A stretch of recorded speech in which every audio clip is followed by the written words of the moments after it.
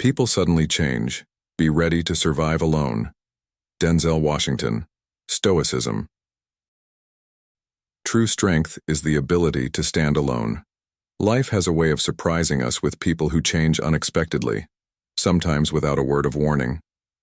Imagine this. One day, those you rely on are there beside you, and the next they're gone. In a world where relationships can shift like sand, and loyalty can fade overnight, inner resilience isn't a choice. It's survival. In today's video, we'll explore why mastering self-reliance and inner strength is essential for thriving alone. With insights inspired by Denzel Washington and the timeless teachings of Stoicism, we'll dive into how to prepare yourself for life's toughest emotional tests. Welcome to Stoic in Your Life, where we don't just teach you to cope with change, we prepare you to rise above it, stand strong, and remain unshaken no matter who comes and goes. If you've ever felt the sting of unexpected change, you're not alone, and today, we're here to show you how to be ready for it. Let's get started. 1. People are unpredictable and can change. The only constant in life is change. People are unpredictable. They can change in ways we never anticipate. One day they're supporting us, and the next, they may be distant or even disappear entirely. It's part of human nature. People evolve, face challenges, and sometimes grow in directions that take them far from who they once were. As men living in a world filled with unexpected twists, understanding this reality is essential. The Stoics teach us that we can't control the behavior of others, but we can control how we respond. Marcus Aurelius once wrote, "You have power over your mind, not outside events. Realize this, and you will find strength." By accepting that people will sometimes shift, grow, or leave without notice, we free ourselves from the grip of resentment or confusion and instead focus on what we can control, our own reactions and inner resilience. Letting go of the need for others to stay the same takes courage, but it's a skill that brings immense freedom. In today's fast-paced world, relationships may change as quickly as technology, careers, or even our own values. Expecting people to be a constant source of stability is a trap that leaves us vulnerable to disappointment and bitterness. Instead, embracing the Stoic idea of amor fati, loving one's fate, allows us to accept life as it unfolds. Seneca put it well, "A gem cannot be polished without friction, nor a man perfected without trials." When someone changes or exits our lives, it may feel like a loss, but it's also an opportunity to strengthen our independence and resilience. Rather than clinging to the past, we can focus on refining ourselves, just as friction polishes a stone. By choosing to adapt and grow, we reinforce our own foundations, ensuring we're not dependent on the choices or whims of others. To truly thrive, we must anchor ourselves in self-reliance. Just as a strong tree remains rooted while its branches sway in the wind, we too can learn to stay grounded no matter what storms come our way. In a world where people might leave without explanation or shift in unexpected directions, our inner strength is the one thing we can always depend on. Modern life often brings challenges to our sense of stability, from relationships ending to career shifts, and relying on someone else to be our rock is risky. We need to be our own support system. Epictetus reminded us, "No man is free who is not master of himself." By cultivating self-mastery, we become resilient to the changes that others may bring into our lives. Relationships and friendships are valuable, but our sense of self shouldn't be tied to anyone else's presence. The next time you're faced with someone's sudden change, remember that it's part of life's design, not a personal failure. Instead of resisting, choose to see it as a test of your resilience. Life will test our strength in countless ways, and the more we train ourselves to accept this, the better prepared we'll be to face any challenge. And as you build this foundation of resilience, remember that every moment of growth makes you more capable of thriving independently. Self-reliance isn't just about enduring the storms. It's about standing tall and unshaken in the face of them. So embrace this journey, knowing that true strength comes from within. As the Stoic philosophers knew well, when you anchor yourself firmly in self-reliance and inner strength, You're ready to navigate any change, knowing that the only constant is your own grounded presence in an ever-shifting world. Double asterisk. 2. Build inner strength to rely on yourself. Building inner strength to rely on yourself is one of life's most valuable skills. We live in a world where people can come and go in an instant, where support systems may change overnight, and where the people you thought would always be there may take a different path. But here's a truth that can transform how you navigate these changes. When you learn to rely on yourself, no one else's choices can shake your foundation. Think about it. How many times have you seen someone struggle when their partner, friend, or colleague changes unexpectedly? Maybe you've faced that moment yourself, where someone you trusted pulled away, or their priorities shifted. It's in these moments that our true resilience is tested, and the strength we've cultivated within ourselves becomes our guiding force. Denzel Washington, who has been a voice of inspiration for many, reminds us to fall forward. This means not just to face challenges, but to find growth in them, to build resilience each time life tries to knock us down. There's a story I heard recently about a man who had spent years relying heavily on his mentor at work. He looked up to this mentor, depended on his guidance, and trusted him to be there to help make important decisions. But one day, without warning, his mentor left the company. At first, the man felt lost, unsure of himself, and doubtful of his abilities. He thought, "How will I handle this on my own?" But as time passed, he realized he had been learning more than just professional skills from his mentor. He had been learning how to trust himself, to make decisions confidently, and to stand on his own. The experience showed him that the strength he needed was inside him all along. He just hadn't been forced to use it. This is the same lesson that we all must learn. Relying on ourselves doesn't mean we can't value others or seek support, but it does mean that, when all is said and done, we must be our own steady source of strength. Ask yourself, are you building the resilience you need to stand alone when the world shifts around you?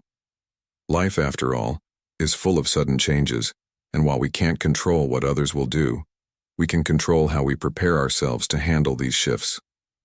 Epictetus, a Stoic philosopher, once said, "No man is free who is not master of himself." True freedom and strength come from mastering our own thoughts, emotions, and reactions, especially in unpredictable times. When you rely on yourself, you're giving yourself the best gift of all: independence from the instability of others. This doesn't mean cutting people off or isolating yourself. It means knowing that no matter who comes or goes, you are grounded in something greater than the actions of those around you. Think of yourself as a tree with deep roots. When the winds of change blow, branches may sway, leaves may fall, but those roots keep you standing firm. Building inner strength is not about rejecting help from others, but about creating a stable foundation within yourself so that external changes don't send you spiraling. When you have this kind of self-reliance, you become resilient, adaptable, and ready to face whatever life brings your way. The strength you cultivate now will serve you in ways you may not even see yet. So, how are you building that inner strength? What practices, habits, or beliefs are you nurturing to ensure that no matter what life throws at you, you're prepared to stand tall? Remember, inner strength is a skill you can work on every day, a muscle that gets stronger each time you rely on it. Don't wait for the storm to hit before you start cultivating resilience. Begin today, and know that when you're rooted in your own power, no external force can uproot you. Let this be the lesson. True self-reliance means standing firm in who you are, trusting in your own abilities, and embracing the journey of growth that life offers, so that no matter what happens, you remain unshaken. 3. Surviving alone doesn't mean isolation. Surviving alone doesn't mean isolating yourself from the world. It means learning to be self-reliant, to find strength in yourself rather than in constant validation from others. People can change, sometimes without warning, and if our happiness or stability is tied solely to those around us, we'll find ourselves vulnerable when relationships shift. Marcus Aurelius, one of the great Stoic philosophers, reminds us, "You have power over your mind, not outside events. Realize this and you will find strength." This quote captures the heart of Stoicism, understanding that we control our responses, not the actions of others. Surviving alone means cultivating that inner strength to remain steady even when others change, drift away, or move in unexpected directions. But let's be clear, surviving alone doesn't mean pushing people away, cutting ties, or isolating yourself out of fear. Instead, it's about building a foundation so solid that regardless of who enters or exits your life, you remain grounded and confident in yourself. Consider a time in your own life when someone you relied on changed unexpectedly. How did it affect you? Did it shake your sense of self? Or were you able to navigate that change without losing your footing? These moments can teach us that true stability comes from within, not from the constancy of others. Building the strength to survive alone is like learning to stand tall even when the ground seems to shift beneath you. Epictetus once said, "No man is free who is not master of himself."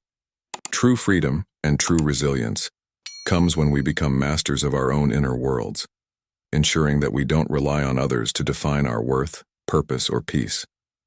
Think of it this way. When you're strong within yourself, you're like a tree with deep roots.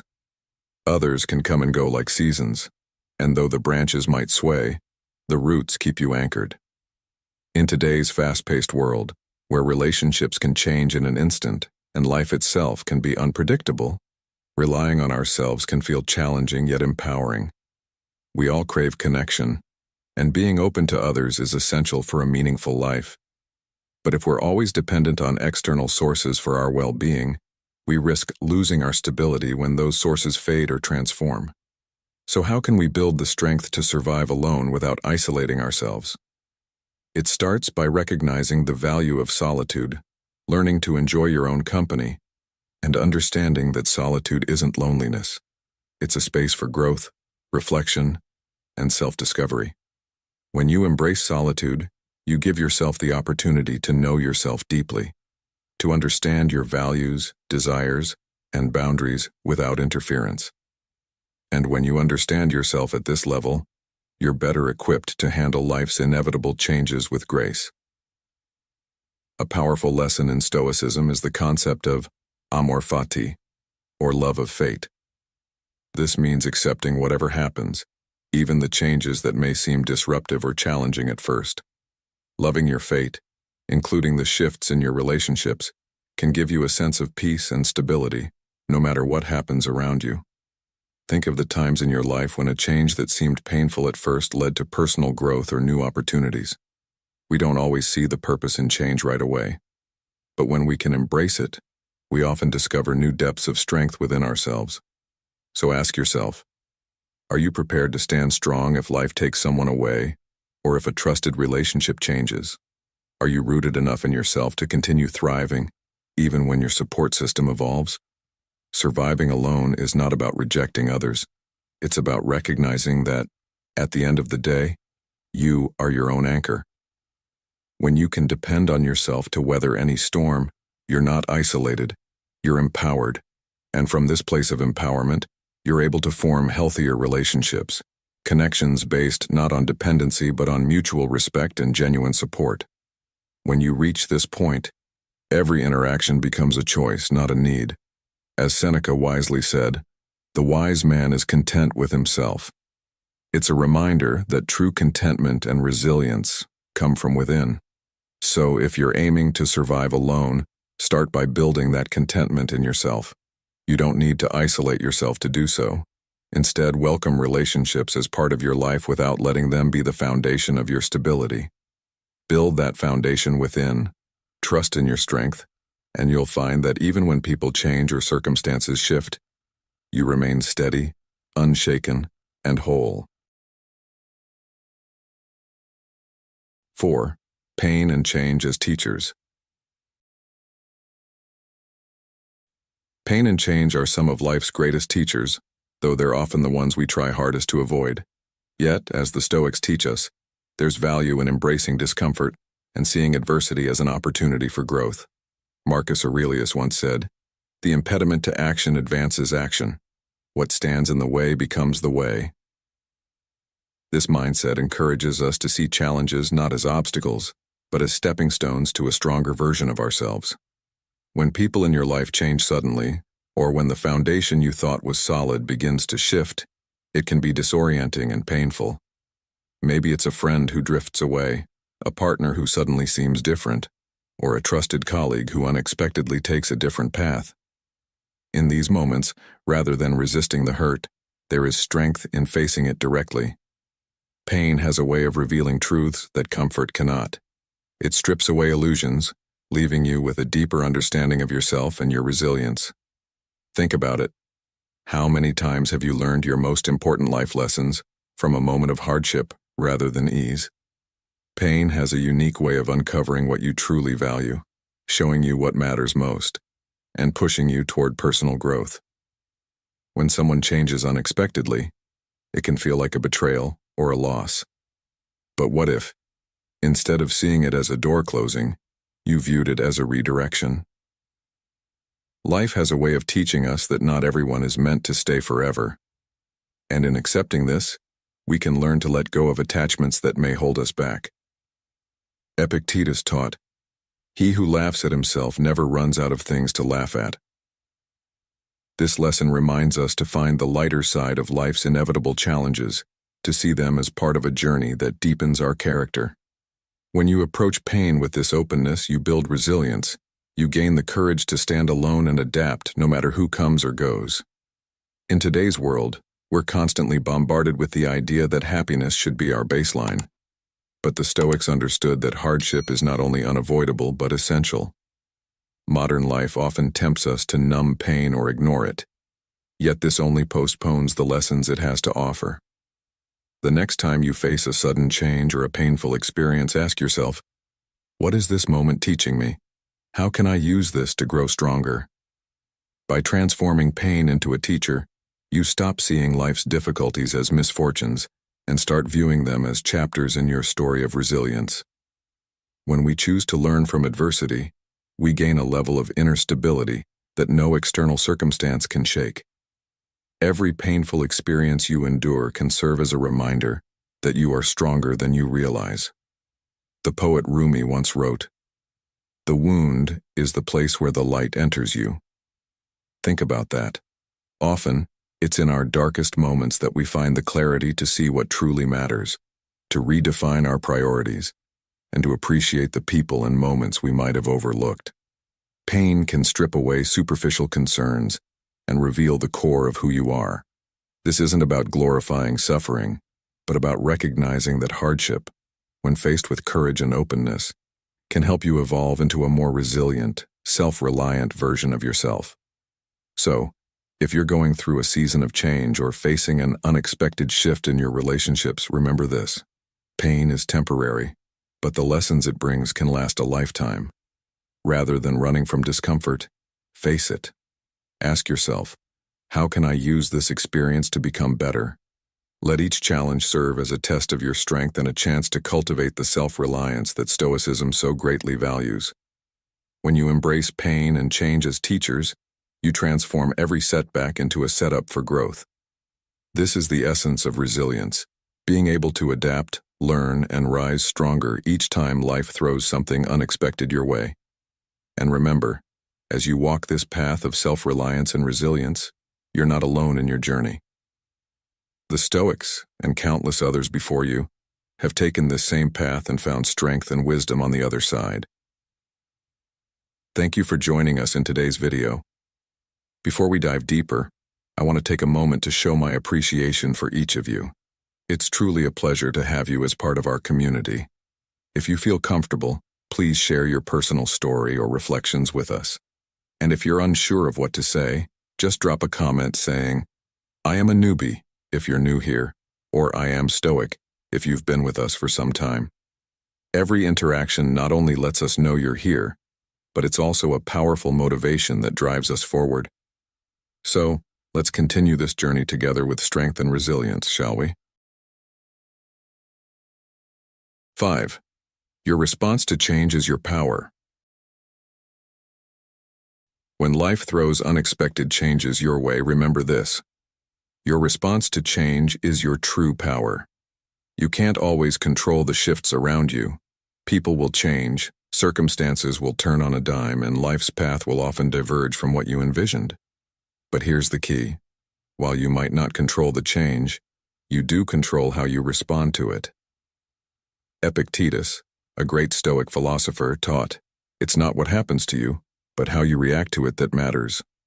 This wisdom reminds us that in every challenge or sudden change, we hold the ability to shape our response, to find strength within, and to choose resilience over despair. Think about a time when you faced an unexpected change, a sudden breakup, a career setback, or a close friend who drifted away. How did you handle it? Did you let the situation control your emotions? Or did you take a moment to breathe, refocus, and decide how you wanted to respond? These moments of choice define our growth. Life may not go the way we planned, but we have the power to adapt, to reframe the situation, and to emerge stronger. Consider the story of a man whose business partner abruptly left their joint venture. This partner was someone he trusted deeply and had relied on for years, and overnight, that support was gone. At first he felt overwhelmed and betrayed, but then he remembered something powerful. He still had control over his next move. Instead of letting the loss define him, he chose to focus on his own abilities, on his drive, and on the goals he could pursue independently. He poured his energy into rebuilding, and eventually, he built something even stronger. This story isn't unique. Many of us experience these moments where we're left standing alone in the face of change, wondering how to move forward. The secret lies in reclaiming that power within us, seeing each obstacle as an opportunity for growth rather than defeat. When faced with change, ask yourself, what can I control here? How can I respond in a way that strengthens me? This mindset shift transforms challenges into stepping stones. As Marcus Aurelius once said, the impediment to action advances action. What stands in the way becomes the way. When you choose to see change as part of your path rather than a barrier, you unlock your resilience. In today's fast-paced world, where relationships, careers, and situations can shift in an instant, grounding yourself in your response is like having an anchor in a storm. You're choosing not to be a victim of circumstance, but a creator of your own narrative. So, how can you use this idea practically in your life? Start by embracing small changes rather than fearing them. If something doesn't go as planned, pause and consider your options. Think about what you want your reaction to say about you. Remember that it's not the situation, but your response to it, that defines your resilience. And as you navigate these shifts, you'll find that you're building a kind of inner power that can't be easily shaken. People will change, life will present challenges, but by choosing how you respond, you remain constant, grounded in your own strength and values. The message is simple. Your power lies in your response. When you recognize this, you stop feeling helpless and start seeing every change as an opportunity to grow. Your reaction becomes a tool for resilience, shaping who you are and who you're becoming. So, the next time life changes unexpectedly, ask yourself, what can I control here, and how will my response reflect the person I want to be? By embracing this approach, you're not just surviving change, you're thriving through it, turning every challenge into fuel for growth. 6. Cultivate self-identity, independent of others. To navigate a world where people constantly change, it's essential to cultivate a self-identity that's independent of others. If your sense of self is always tied to the people around you, whether it's family, friends, or colleagues, you risk losing yourself when they inevitably change or drift away. The Stoics understood this deeply, and Marcus Aurelius advised, never esteem anything as of advantage to you that will make you break your word or lose your self-respect. This message is clear. Your identity, values, and sense of worth must come from within, not from the approval or stability of those around you. Ask yourself, Who are you when you're alone, without the influences of others shaping your choices and opinions? That's where your true identity lives, and finding it requires taking time to explore your beliefs, principles, and passions without external validation. Consider how often in modern life we measure our worth by how others view us. Social media, workplace approval, or family expectations can easily make us feel that we're only as valuable as others say. But this dependency on external validation can make us feel lost when these relationships shift, or when someone suddenly isn't there to reinforce our identity. Think about a tree that stands firm, even as the seasons change. In spring, it blossoms. In fall, it sheds its leaves, and in winter, it's stripped bare. Yet no matter the season, the tree's essence remains the same. You too must learn to be like that tree, maintaining a core identity that stands strong, even as the people and circumstances around you evolve. Epictetus reminds us, we are disturbed not by events, but by the views we take of them. When people's actions or opinions start to influence how you see yourself, it's time to look inward and reinforce your own values. Who do you want to be, regardless of others' opinions? What qualities do you want to uphold in your life, even if no one else validates them? Developing a strong self-identity requires that you spend time with yourself, without distractions, learning who you are at your core. A strong self-identity also allows you to experience relationships more fully, without being dependent on them. When you know who you are and what you stand for, you can enjoy others' company without letting their opinions or presence dictate your worth. This independence doesn't mean isolating yourself. It means building relationships from a place of inner strength rather than neediness. Imagine how much more enriching connections can be when they're based on mutual respect, not on one person's need to feel whole through the other. This isn't easy, but like anything worthwhile, it takes practice. Start by spending time alone and doing things you love simply for the joy they bring you. Ask yourself regularly, am I doing this because it aligns with who I am, or because it's what others expect? These reflections help you reconnect with your inner self, strengthening your identity so that no matter who changes or walks away, you remain grounded in your own values. This journey to self-reliance, as difficult as it may seem, ultimately leads to freedom. Seneca once said, "The greatest blessings of mankind are within us and within our reach." When your sense of self comes from within, you're no longer chained to the changing opinions or actions of others. You can approach life with confidence, knowing that who you are does not depend on anyone's approval. So, if you're building a self-identity independent of others, remember this. Your value comes from the person you choose to be and the principles you choose to uphold. Embrace your individuality, live by your values, and know that while others may come and go, the essence of who you are will remain, a steady guide through all of life's changes. The question is, are you ready to stand alone, confident in who you are, even when the world around you shifts? By cultivating this sense of independence, you're not only ready to survive alone, but to thrive, no matter who enters or leaves your life. Let this journey strengthen you, as you learn that the truest, most lasting form of validation is the one that comes from within. 7. Embrace change as a part of life's journey. Embracing change as a part of life's journey is essential if we're to navigate life with resilience and purpose. Change is the only constant, and yet, it's something we often resist, clinging to a sense of familiarity and security. But as Heraclitus wisely said, "No man ever steps in the same river twice, for it's not the same river, and he's not the same man." This speaks to the nature of life itself. Everything and everyone around us is constantly evolving, including ourselves. People will come and go, relationships will shift, and circumstances we once counted on may disappear, sometimes with little warning. Yet when we understand that change is not an journey but part of its very fabric, we can approach life's inevitable transformations with greater acceptance and less resistance. Think of it this way. Resisting change is like trying to hold back a river with your bare hands. It's exhausting and ultimately futile. Instead, learning to adapt, to flow with the current rather than against it, allows us to move through life with greater peace and flexibility. In modern life, change is especially rapid. Technology advances, careers evolve, and social dynamics shift constantly.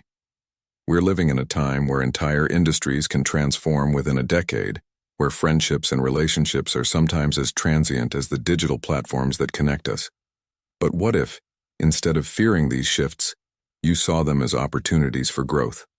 Ask yourself, how can this change help me become better? What new strengths can I develop because of it? This mindset doesn't just make change easier to bear, it transforms it into a tool for personal evolution. Consider a story of a man who worked in the same company for over 20 years, developing a deep sense of comfort and identity tied to his role.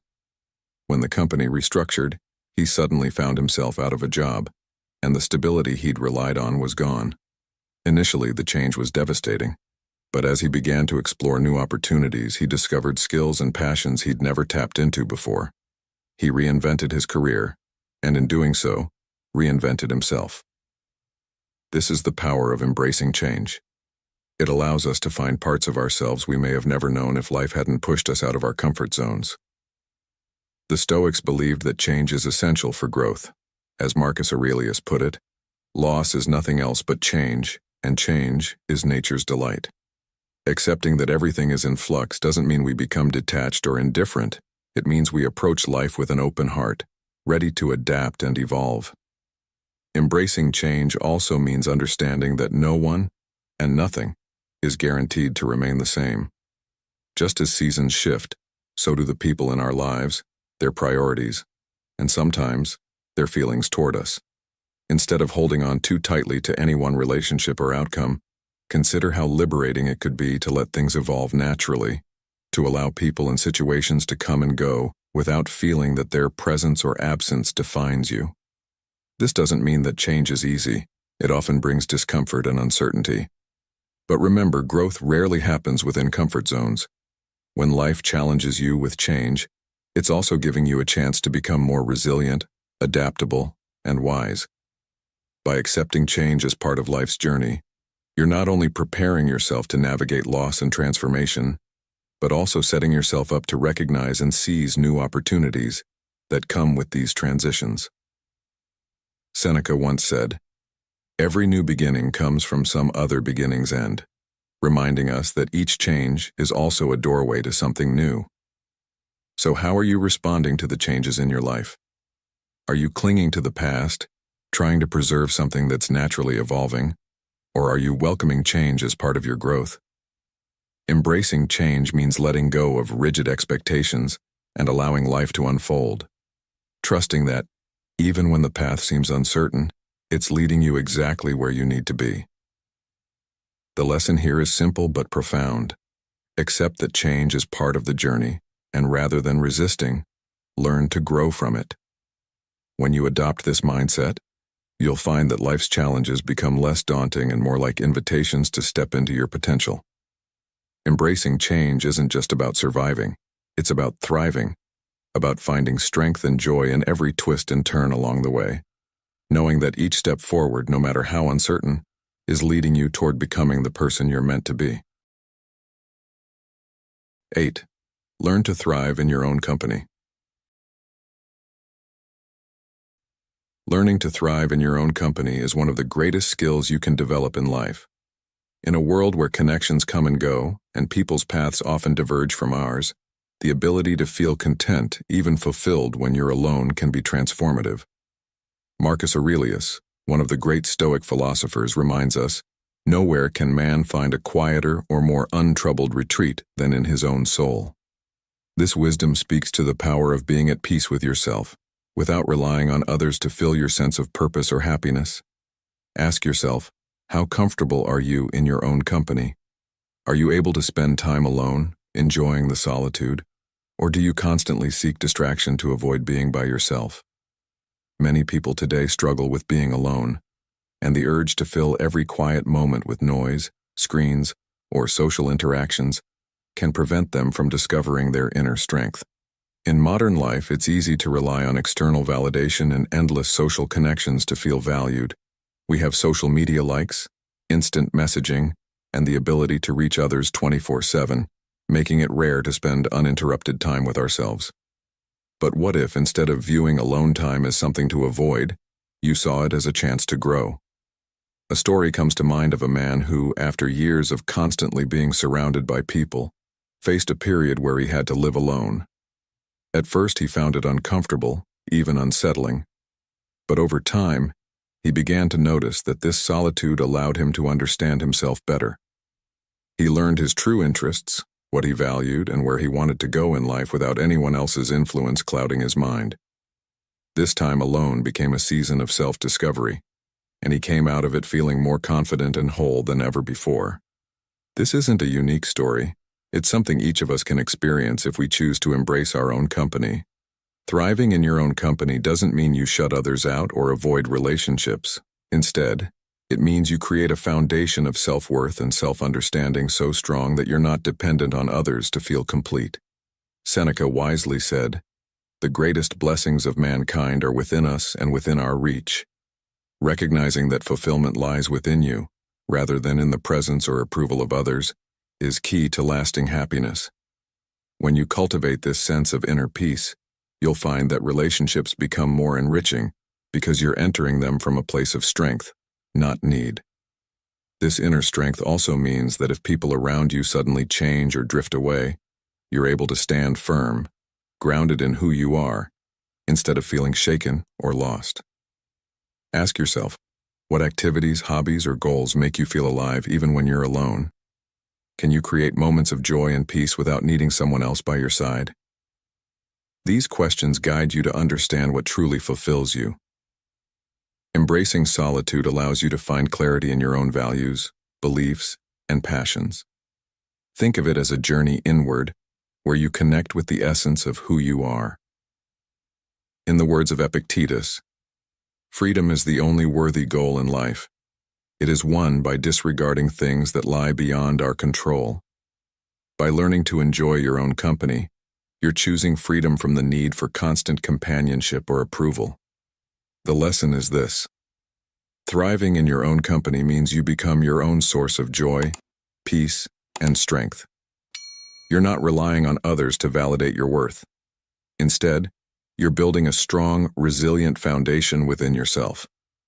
So the next time you find yourself alone, take it as an opportunity rather than a void to be filled. Use it to deepen your understanding of yourself, to pursue things that bring you genuine joy, and to remind yourself that no matter who comes or goes in your life, you have the power to remain whole. This inner resilience is invaluable in a world that is always changing. When you thrive in your own company, you're ready for anything life brings your way, and you're cultivating a self-reliant happiness that will stand the test of time. This revised content uses relatable examples, engaging questions, and Stoic wisdom to convey the importance of self-reliance and contentment in solitude, while encouraging reflection and inner growth. If you've made it this far, you're truly building the strength to stand on your own. Drop a comment saying, "I am resilient," to show you're ready for this journey of self-reliance and inner strength. Stay with us, there's so much more ahead. 9. Establish a foundation of self-reliance. The ancient Stoics believed that real strength comes from within, a fortress you build and maintain that allows you to withstand the uncertainties and upheavals around you. Establishing a foundation of self-reliance is critical, especially as people change, relationships evolve, and the predictable can suddenly shift. Epictetus advised, "No man is free who is not master of himself," reminding us that reliance on others for stability or happiness is a vulnerable place to be. Self-reliance is not about isolation. It's about creating a foundation so solid that you're not swayed or shaken by external factors. Because no matter how deeply connected you are to others, you cannot control their actions or decisions. In fact, one of the truest signs of strength and self-respect is knowing that, even if all support were to fall away, you would remain steadfast, To foster this kind of independence, first focus on building a mental toolkit grounded in Stoic practices. For instance, Marcus Aurelius noted, "You have power over your mind, not outside events. Realize this, and you will find strength." By developing a strong, resilient mindset, you're investing in a type of emotional and mental self-sufficiency that isn't affected by anyone else's decisions or approval. In this way, self-reliance becomes a wellspring of confidence and clarity. As you cultivate this quality, you start making choices aligned with your values, rather than waiting for someone else to approve or validate them. This clarity creates a sense of inner peace that no external validation can replace. Equally essential is the practice of self-sufficiency in your everyday life. This can mean something as straightforward as developing practical skills, managing finances responsibly, or setting up a life that doesn't hinge on the presence or absence of others.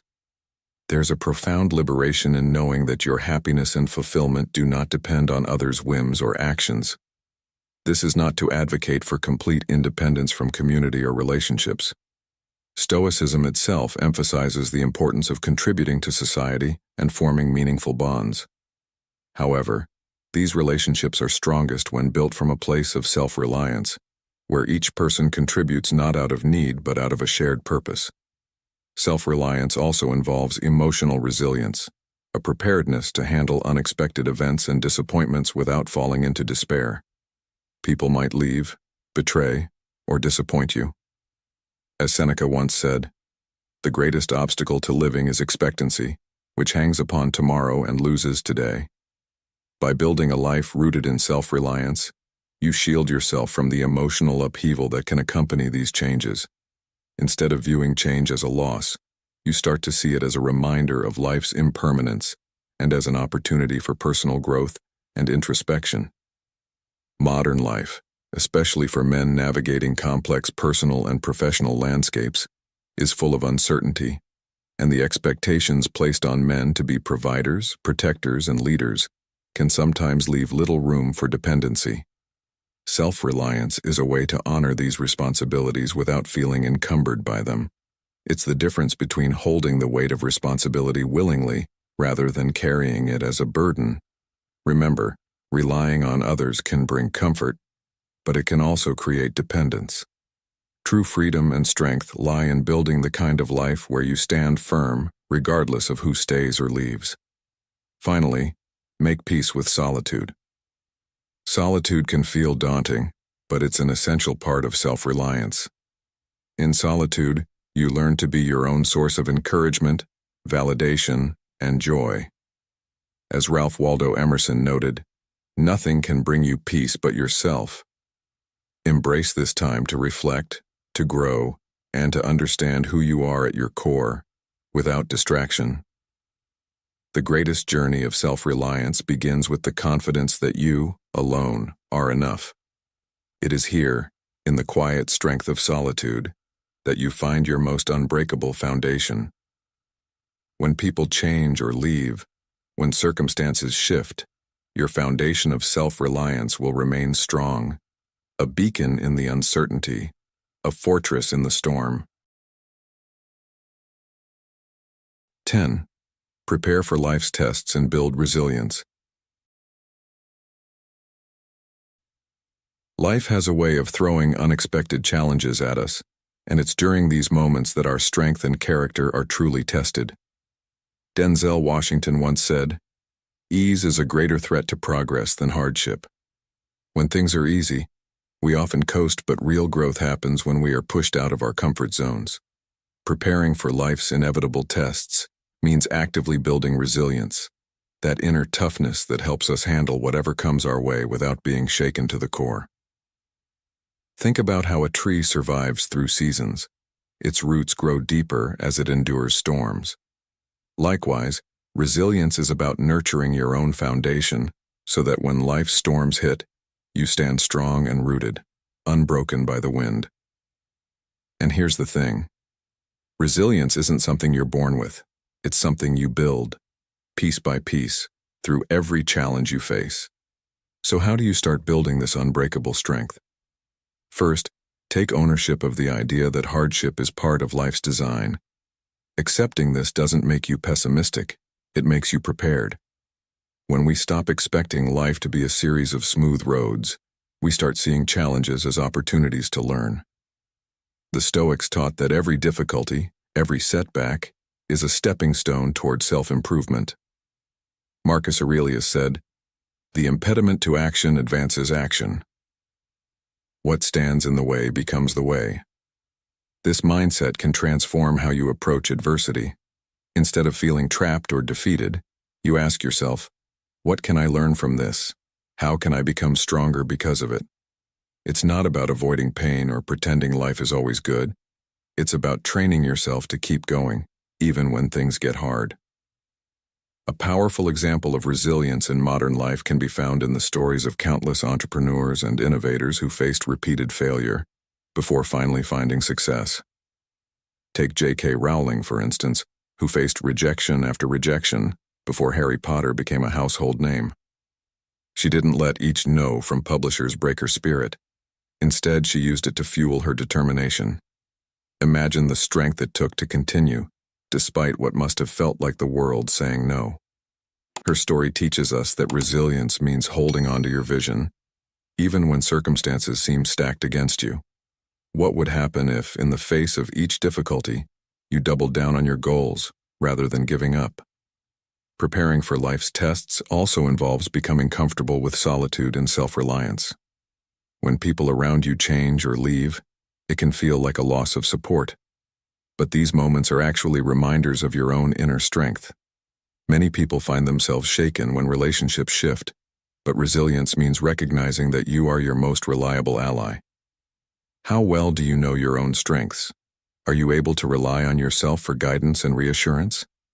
Building resilience often involves spending time with yourself, learning to trust your own judgment, and understanding that you have the capacity to navigate life's storms alone if necessary. It's empowering to realize that your happiness and strength do not have to depend on anyone else. Each test life presents is an invitation to grow stronger, to learn more about yourself, and to expand your capacity for endurance. Imagine each challenge as a weight you lift in the gym of life. Over time, you become stronger, more flexible, and more capable of handling even heavier burdens. With each trial, you refine your ability to stay calm under pressure, to see clearly even in chaos, and to maintain your composure when everything else seems to be unraveling. And every time you face and overcome adversity, you add another layer to the armor of resilience. So what lessons can we take away? Firstly, embrace hardship as a teacher rather than something to avoid. Life's tests will come, and the more we prepare ourselves mentally and emotionally, the better we'll handle them. Secondly, remind yourself that resilience is built, not given. Take each setback as a lesson and don't be afraid to rely on your own strength. And finally, never forget that resilience doesn't mean avoiding pain. It means learning to endure it with grace. Life will challenge you. It's a given. But each time it does, you have a choice to become stronger, wiser, and more resilient. Are you ready to accept life's tests as the foundation of your growth? If so, the next challenge won't break you, it will shape you. 11. Let go of unrealistic expectations of others. In life, one of the hardest lessons we learn is that our expectations of others are often the source of our deepest disappointments. We build up images of who people should be or how they ought to act, thinking they'll always show up the way we envision. But here's the truth. People are complex, and they are constantly changing, just like you are.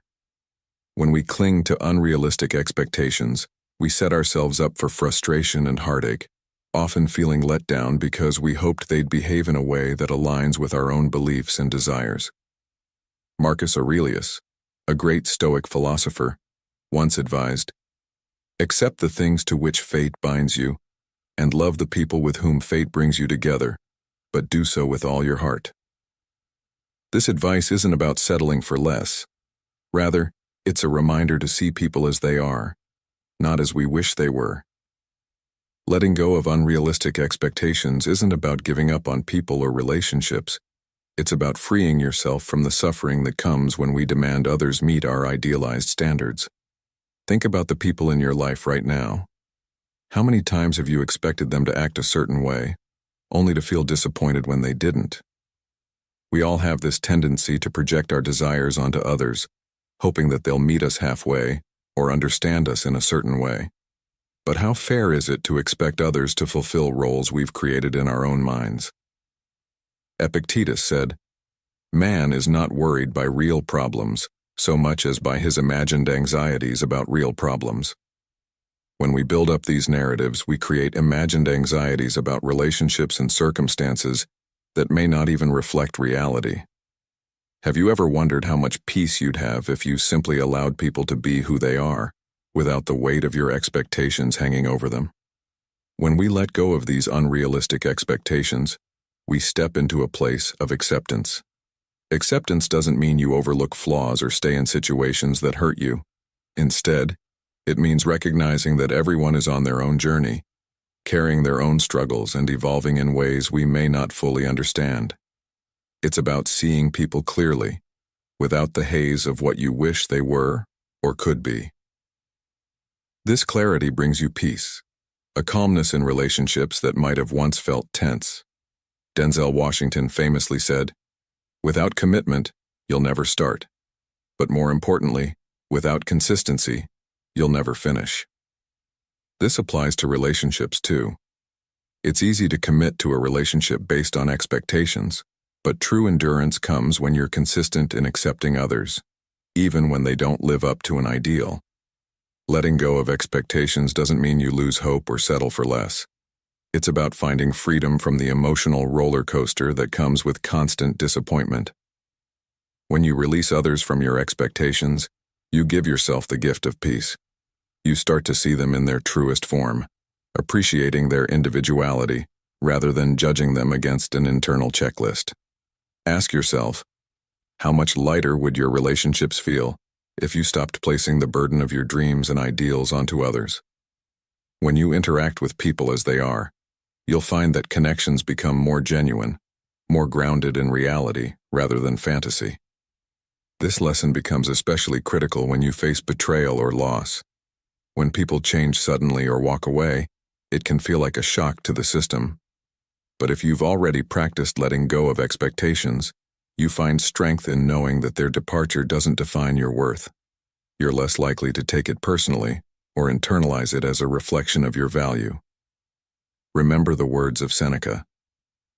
If you wish to be loved, love. Loving without expectation means loving with freedom, free from demands, free from rigid ideals, free from the constant need for people to behave exactly how you envision. Can you imagine the relief that comes from letting go of control over others' actions, allowing them the space to grow and change without feeling tied down by your hopes? In today's fast-paced world, where relationships can feel fragile and people seem to shift with the wind, anchoring yourself in acceptance over expectation is a powerful survival tool. It's a way to remain steady, grounded, and at peace, even when others surprise or disappoint you. Life will constantly challenge us with people who enter and exit unexpectedly, with relationships that grow stronger or fade with time. The less we demand from others, the more open we become to what they can truly offer. By releasing others from our expectations, we release ourselves from suffering, allowing love, friendship, and companionship to flourish in their most authentic forms. This is the essence of Stoic resilience. Not detachment from others, but a serene strength that comes from understanding and accepting life as it is. So, are you ready to embrace people for who they truly are and find the freedom that comes with letting go? 12. Find freedom in self-sufficiency. In a world where people can shift in the blink of an eye, where circumstances can change without warning, there's one thing that remains steady and unshakable: your own self-reliance. Denzel Washington once said, "The chances you take, the people you meet, the people you love, the faith that you have, That's what's going to define you. Embracing self-sufficiency isn't about cutting others out. It's about building a life where your sense of fulfillment, peace, and security isn't left vulnerable to the changing tides of people and situations around you. True freedom, as the Stoics believed, lies in mastering oneself rather than depending on the ever-changing behaviors of others. Finding freedom in self-sufficiency means creating a life where you can stand firm, independent of others' decisions, judgments, or support. It's not about rejecting relationships or isolating yourself. It's about cultivating a mindset where you are your own foundation, and where your happiness, stability, and confidence come from within. Epictetus wisely said, "Wealth consists not in having great possessions, but in having few wants." This statement embodies the essence of self-sufficiency. When you release the need for external validation or material security, you tap into a power that can't be shaken by the ups and downs of life. This freedom comes from knowing that even if everything around you changes, you have everything you need within yourself to adapt and thrive. Think about how much peace you would feel if you didn't need anyone else to validate your worth or decisions. How often do we look to others for approval, seeking affirmation in our relationships, careers, or choices? Self-sufficiency means freeing yourself from this dependency. When you rely on your own values and principles, you gain an inner strength that shields you from the opinions and actions of others. The Stoic philosopher Marcus Aurelius said, "The happiness of your life depends upon the quality of your thoughts." When you ground yourself in positive, resilient thoughts, you no longer need to chase after validation or approval from anyone else. This inner freedom allows you to lead with confidence, knowing that your happiness isn't reliant on external circumstances. Self-sufficiency also involves practical, everyday skills that make you less dependent on others to meet your needs.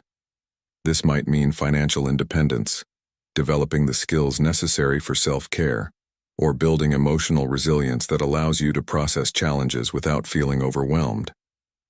Imagine the empowerment that comes from knowing you can handle whatever life throws at you, that your security isn't tied to anyone else's choices or resources. In modern life, where job stability, relationships, and even social structures can shift suddenly, self-sufficiency is a gift. It's the foundation that allows you to be adaptable, capable, and resilient no matter what changes occur around you. In relationships, self-sufficiency fosters a healthier dynamic. When you don't need others to complete or validate you, you bring a sense of wholeness to each interaction. This wholeness enables you to give and connect without placing heavy expectations on others. It reduces the pressure we often place on loved ones to be perfect or to meet all our needs. Instead, we begin to appreciate them for who they are, without the weight of dependency. Seneca said, "True happiness is to enjoy the present without anxious dependence upon the future." A self-sufficient person lives fully in the present, unburdened by the fear of losing others or the need for their constant validation. When you rely on your own sense of purpose and inner peace, every connection becomes richer because it's no longer tainted by desperation or insecurity. The pursuit of self-sufficiency is a journey, one where you continuously build your own capabilities and deepen your self-trust. It's about developing a mindset where you see yourself as capable of handling challenges, whether they're financial, emotional, or social. This doesn't mean you never reach out for help or support. It means that help becomes an addition to an already solid foundation, not a necessity. When you cultivate self-sufficiency, you create an anchor within yourself, a steady place you can return to regardless of what life brings. You begin to understand that you're already whole, already enough, and that any support or connection from others is a bonus, not a requirement for your happiness. So, what are the lessons here? First, recognize that self-sufficiency isn't about isolation, it's about empowerment. When you depend less on external validation, you find a sense of inner peace that no one can take away. Second, understand that self-sufficiency is about balance. It's knowing when to stand alone and when to seek support, without feeling entirely dependent. Finally, appreciate that self-sufficiency is an ongoing process. one that you nurture through consistent self-reflection and growth. The world will change, people will change, but your strength lies in your ability to adapt and remain true to yourself. Are you ready to embrace this freedom? Self-sufficiency is more than survival. It's a way of thriving, grounded in the knowledge that no matter what life throws your way, you are fully capable of standing strong on your own. As we close today's video, let's reflect on this powerful message. Self-reliance and resilience are the true pillars that will hold you steady in a world where people can change unexpectedly and life can throw you off balance. Remember, strength isn't about never feeling hurt or betrayed. It's about building a foundation within yourself so strong that no matter who stays or leaves, no matter how circumstances shift, you remain rooted and unshaken. Denzel Washington's wisdom, combined with timeless Stoic teachings, reminds us that depending on others for our sense of worth or stability is a fragile way to live. Real freedom and peace come when you can find happiness and strength from within. As we discussed today, cultivating self-sufficiency is not about isolating yourself from others. It's about nurturing your inner strength, learning to stand on your own, and embracing change as part of life's journey. Each relationship and experience adds to who you are, but they don't define you. When you become your own anchor, no external storm can uproot you. So, as you go forward, remember to keep working on this inner resilience, letting go of unrealistic expectations of others, and building a life where you can thrive independently and with purpose. If this resonates with you, and you want to learn more about how to live with strength, wisdom, and grace, make sure to like, share, and subscribe to Stoic in Your Life. Turn on notifications so you won't miss our upcoming videos, where we'll continue exploring Stoic principles to help you navigate life's toughest moments and find clarity, peace, and resilience. Let's build this journey together, one step at a time, toward a life of inner strength and unwavering calm, no matter what comes our way. Thank you for watching, and we'll see you in the next video.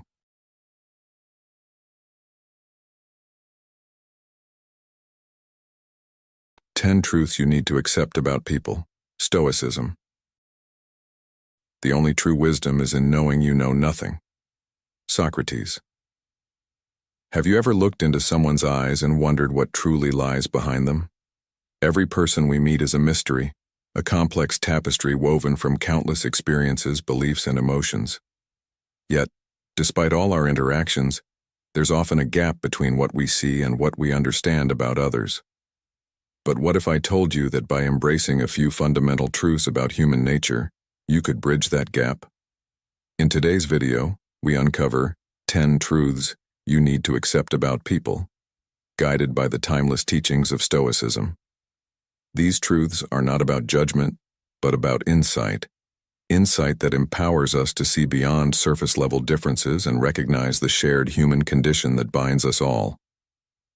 We'll explore how these ancient principles can transform your relationships, enhance your empathy, and give you the resilience to face life's challenges with grace and wisdom. Join me on this journey as we reveal the profound Stoic wisdom that can reshape how you perceive and connect with those around you. And if you're new here at Stoic in Your Life, make sure to hit that subscribe button and stay with us until the end. This isn't just another video.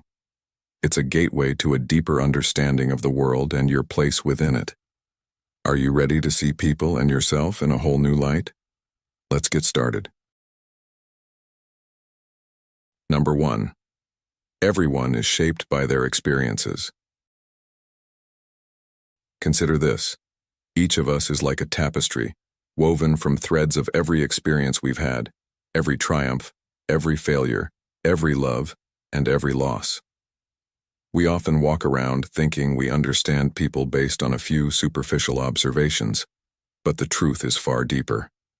Stoicism teaches us that it's not just the experiences themselves that shape who we are, but more importantly, how we choose to respond to those experiences.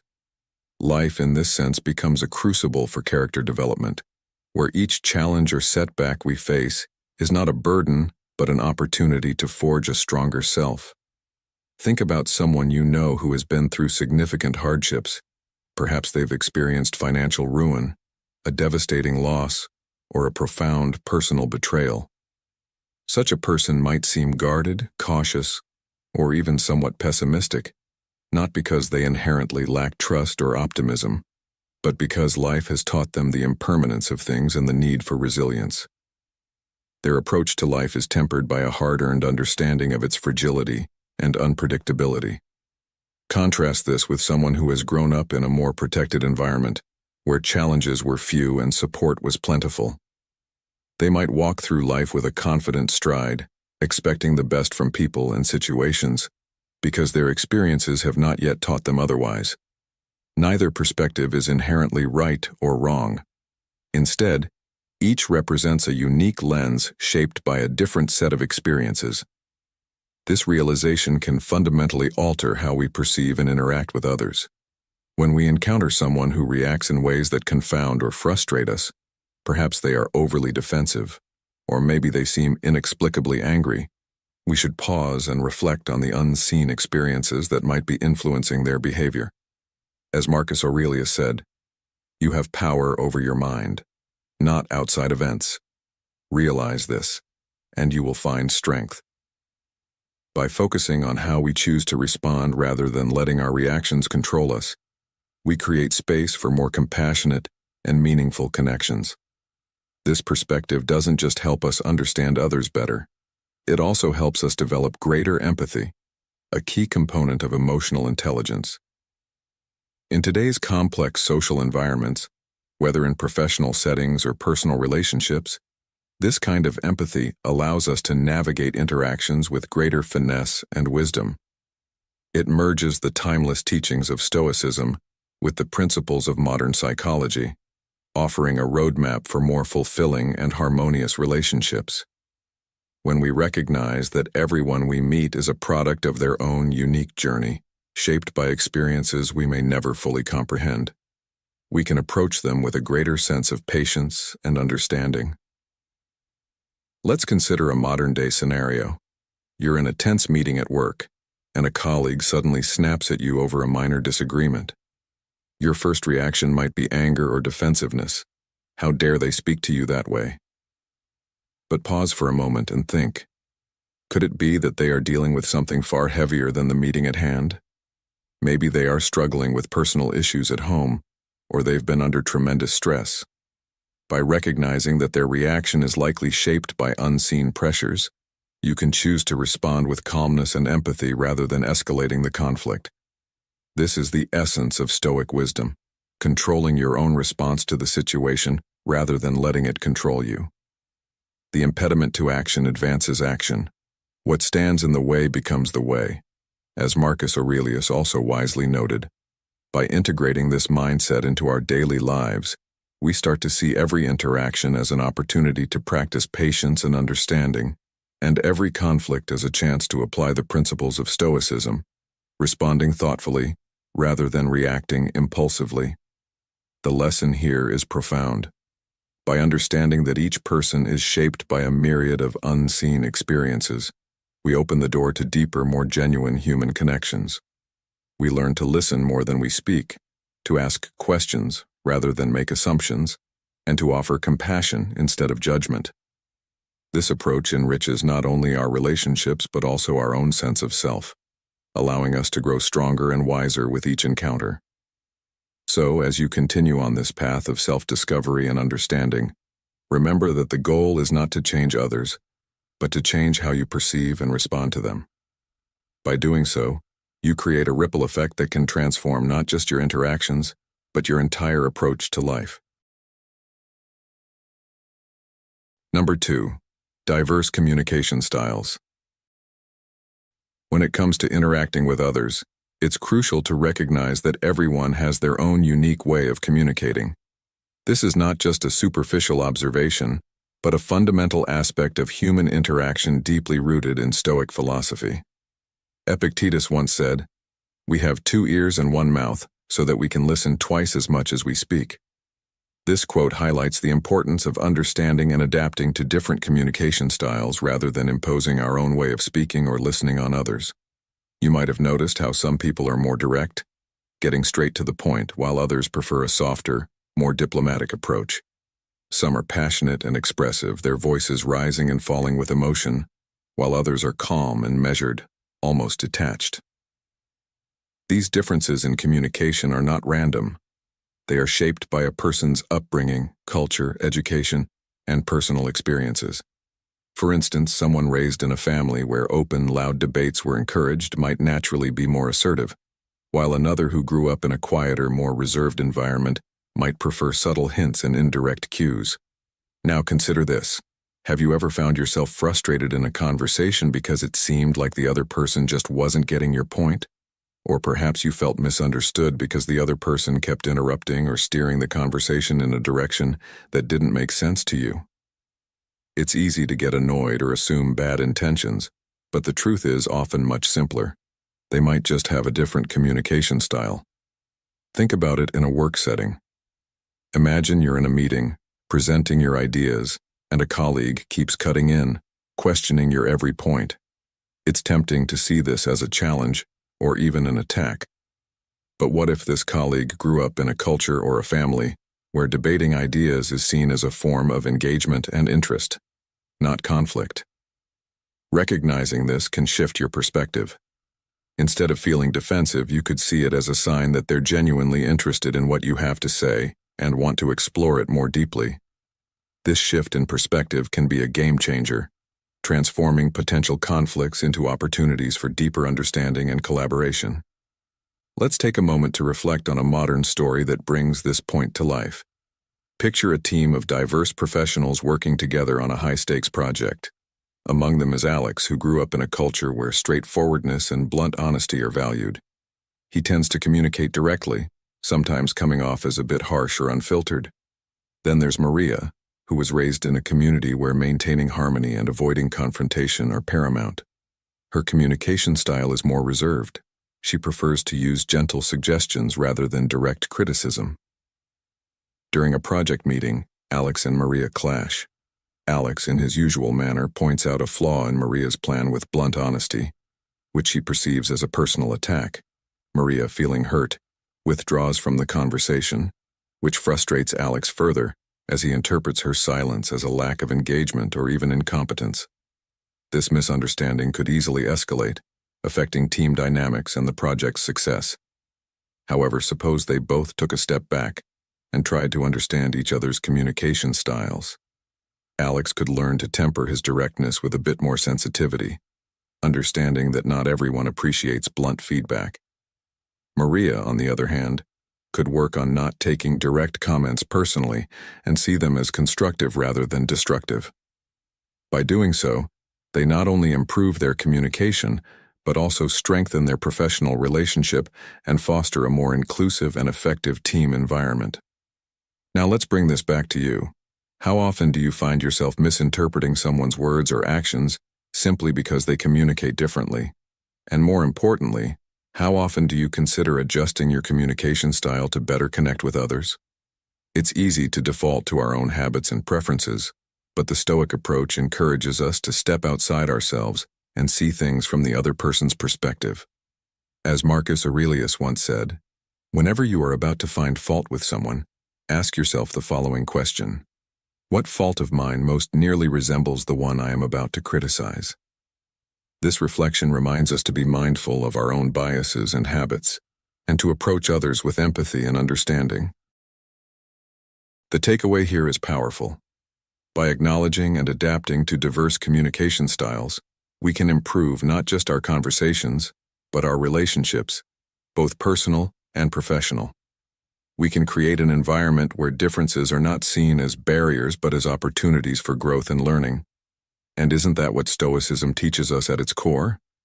To accept what we cannot change, to change what we can, and to always strive for harmony and understanding in our interactions with others.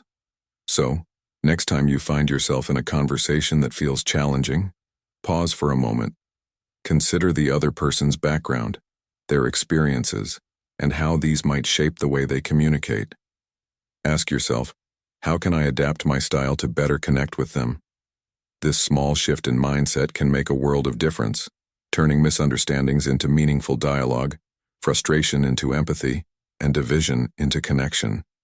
Remember, the goal isn't to change who you are, but to expand your capacity for understanding and adapting to the diverse world around you. In doing so, you'll find yourself not only becoming a better communicator, but also a more compassionate and effective human being. Number 3. Varied responses to stress. Think about the last time you faced a stressful situation. Maybe it was at work, at home, or even in traffic. How did you react? Did you explode like a thunderstorm, expressing your frustration outwardly? Or did you quietly withdraw, mulling over your thoughts and feelings? You see, stress affects everyone differently, and our responses can range widely, from outward displays of anger and frustration to inward retreats of quiet contemplation. These varied reactions are not just random behaviors. They are deeply embedded in who we are, shaped by our personalities, life experiences, and even our biology. The ancient Stoics, who devoted their lives to understanding human nature and mastering self-control, offer profound insights into how we can better manage these stress responses. As Epictetus wisely noted, "It's not what happens to you, but how you react to it that matters." This Stoic teaching is crucial when considering the diverse ways people handle stress. For instance, someone who becomes confrontational or aggressive under stress might benefit from the Stoic practice of pausing, reflecting, and exercising restraint, transforming a potentially volatile situation into an opportunity for calm and reasoned dialogue. On the other hand, those who tend to withdraw and internalize their stress might find value in Stoicism's emphasis on mindful self-examination and taking proactive steps to address their concerns rather than retreating into a shell of avoidance or anxiety. But how can we apply these teachings in our daily lives? Let's take a moment to explore this further. Imagine you're dealing with a colleague who, when under stress, tends to raise their voice and push their opinions forcefully. It's easy to take this personally or to respond in kind, escalating the tension. But what if you instead chose to respond with a calm and measured tone, acknowledging their feelings while also steering the conversation towards constructive solutions? This approach, inspired by Stoic principles, not only diffuses the immediate tension but also sets a tone of respect and understanding. Alternatively, think of a friend or family member who becomes quiet and withdrawn when stressed. Rather than pressing them for a quick response or trying to fix their mood, consider giving them the space they need to process their thoughts, followed by a gentle offer of support when they're ready to talk. This kind of empathy, rooted in the Stoic understanding of human behavior, fosters a more supportive and harmonious environment where people feel seen and understood, not judged or coerced. Understanding these varied responses to stress also enriches our emotional intelligence, helping us navigate the complexities of our interpersonal relationships with greater skill and empathy. It's not about trying to change how others react to stress, but about recognizing these patterns and learning how to respond to them in ways that promote mutual respect and understanding. Marcus Aurelius, one of the great Stoic philosophers, wrote, "The best revenge is to be unlike him who performed the injury." This wisdom reminds us to maintain our composure and principles, even in stressful situations, and to avoid mirroring the negativity of others. By doing so, we not only preserve our own peace of mind, but also model a more constructive way of handling stress for those around us. Consider for a moment your own reactions to stress. Are there times when you wish you could handle a situation differently?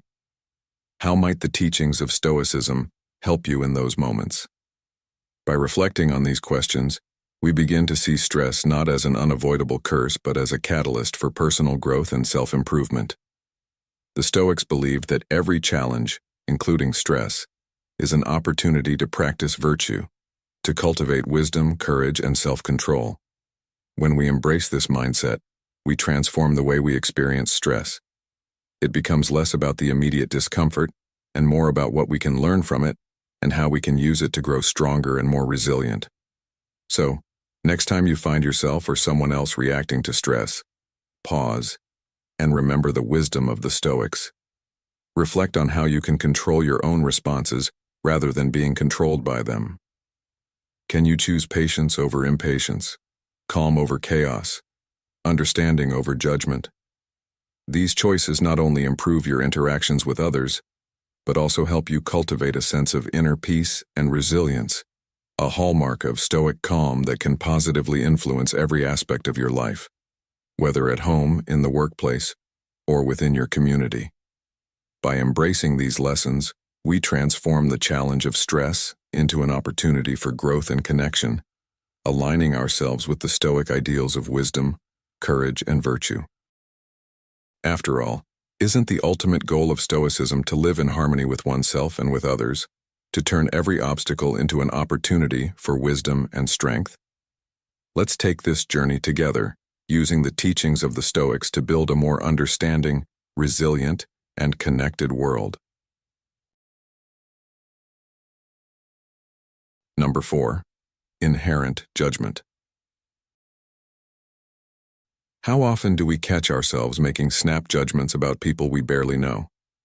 Perhaps it's a quick assumption about a stranger's character based on their appearance, or a hasty conclusion about a colleague's behavior in a meeting.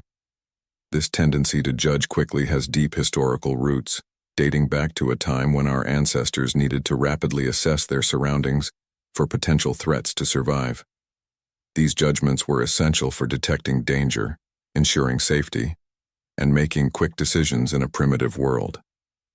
However, in our modern, complex social landscape, these rapid assessments often lead to misunderstandings and conflicts, as they are usually based on incomplete or misleading information. The Stoics understood this human tendency well and offered a different path, the practice of suspending immediate judgment. As Marcus Aurelius wisely put it, if you are pained by any external thing, it is not this thing that disturbs you but your own judgment about it. The Stoics believed that a wise person strives to see things clearly, free from the distortions of initial impressions or unfounded assumptions. They taught us to question our gut reactions and to consider whether they stem from solid facts or from hidden biases and emotions. Imagine a moment when you felt wronged or misunderstood because someone judged you prematurely. How did that make you feel? Now consider how often we might do the same to others without even realizing it. This reflective practice of questioning our immediate reactions aligns with the Stoic ideal of cultivating virtue through understanding and self-control. By taking a moment to pause and reflect before forming conclusions, we allow ourselves the opportunity to gather more information and gain a fuller understanding of the people and situations around us. This approach can help us avoid the pitfalls of stereotypes or the unfair judgments that often arise from a lack of context. For instance, if a colleague misses a crucial deadline, our first thought might be that they are careless or lack professionalism. However, if we pause and consider other possibilities, such as personal issues they might be facing, a sudden illness, or perhaps an overwhelming workload, we are more likely to respond with empathy and support rather than frustration or criticism. This practice not only prevents unnecessary conflict, but also fosters deeper, more meaningful relationships based on mutual understanding and respect. As Seneca advised, we suffer more often in imagination than in reality. By curbing our imagination's tendency to run wild with judgment, we open ourselves to more compassionate and reasoned responses. Moreover, this Stoic approach encourages us to interact with others based on a more accurate picture of their circumstances and character, rather than a quick, often flawed impression. In doing so, we build stronger, more trusting relationships that are essential for personal and professional growth. Imagine the impact if everyone practiced this level of mindfulness. Our workplaces would be more collaborative, our communities more supportive, and our personal lives richer and more fulfilling. By adopting this mindful approach to judgment, we not only enhance our interactions with others, but also contribute to a more understanding and tolerant society. This practice reflects the Stoic commitment to living according to reason and virtue, not only improving our own lives, but also positively influencing the lives of those around us. After all, isn't the goal of Stoicism to live in harmony with oneself and others, making the world a better place through wisdom, patience, and virtue? The next time you find yourself rushing to judgment, pause and ask yourself, am I seeing the whole picture, or am I letting my assumptions get in the way? This simple shift in perspective can transform your relationships and lead you toward a more fulfilling and enlightened path, where every interaction is an opportunity to practice understanding and kindness. Thank you for joining us in today's video. Before we move on to the next segment, I'd like to take a moment to express my gratitude to you. It's a pleasure to have you as a member of our community. Please feel free to share your story or personal impressions. Alternatively, if you're unsure of what to say, simply leave a comment saying, "I am a newbie," if you've just joined us, or "I am Stoic," if you've been with us for a while. Your engagement not only signifies your presence but also serves as a significant motivation for us. All right, let's continue this journey together, shall we? Number 5. Universal insecurities. Let's talk about something that everyone feels but few openly discuss: insecurities. No matter how confident someone appears on the outside, underneath that facade, insecurities often simmer. It's a universal part of the human experience, a thread that connects all of us no matter our background, status, or achievements. Recognizing this truth can fundamentally change how we interact with others and how we see ourselves. Stoicism, with its profound insights into human nature, teaches us that these insecurities are not flaws, but simply aspects of our shared humanity. The real power lies in how we respond to them. As Epictetus famously said, "It's not what happens to you, but how you react to it that matters."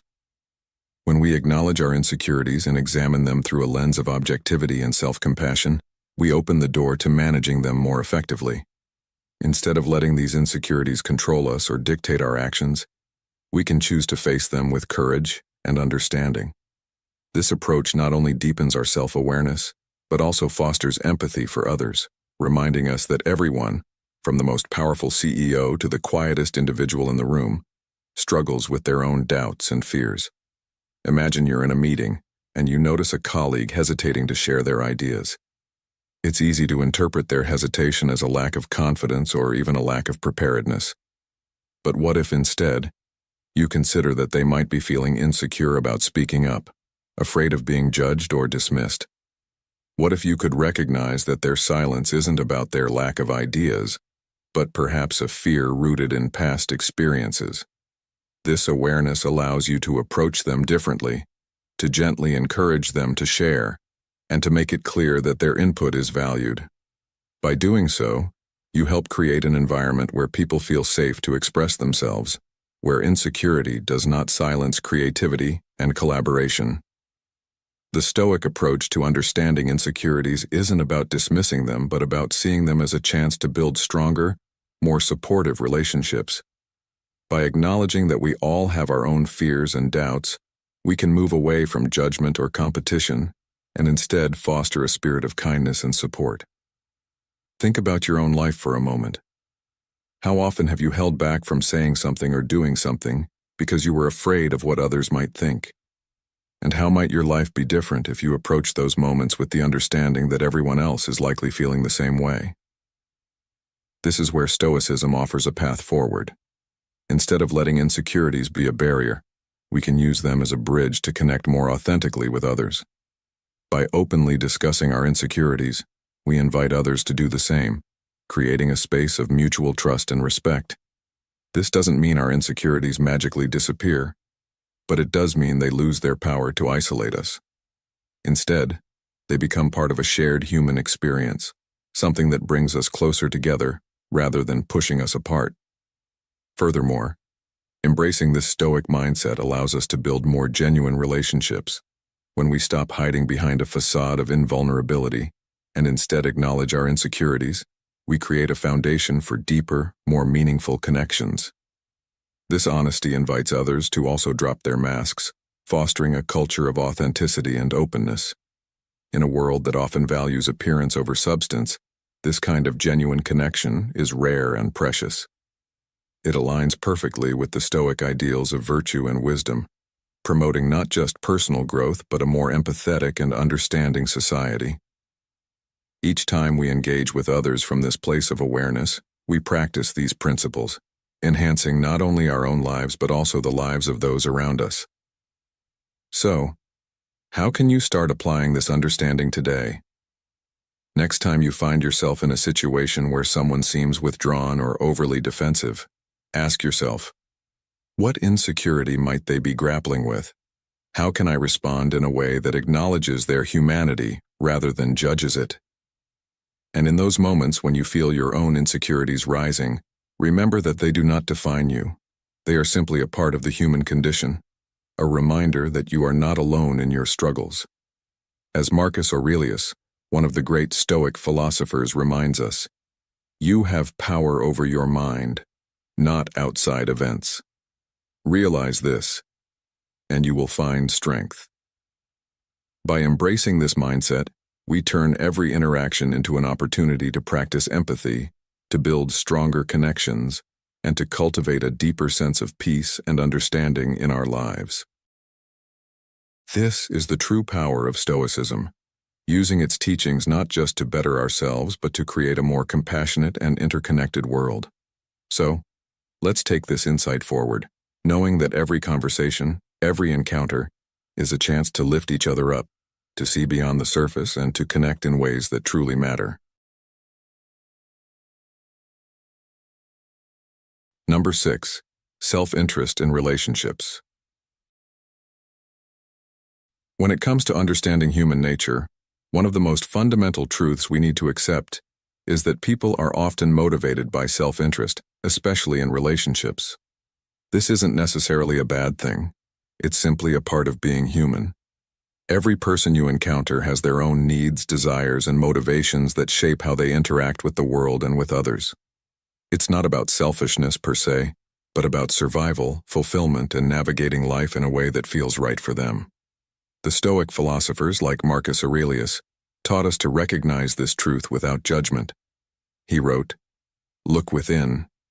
Within is the fountain of good, and it will ever bubble up if you will ever dig."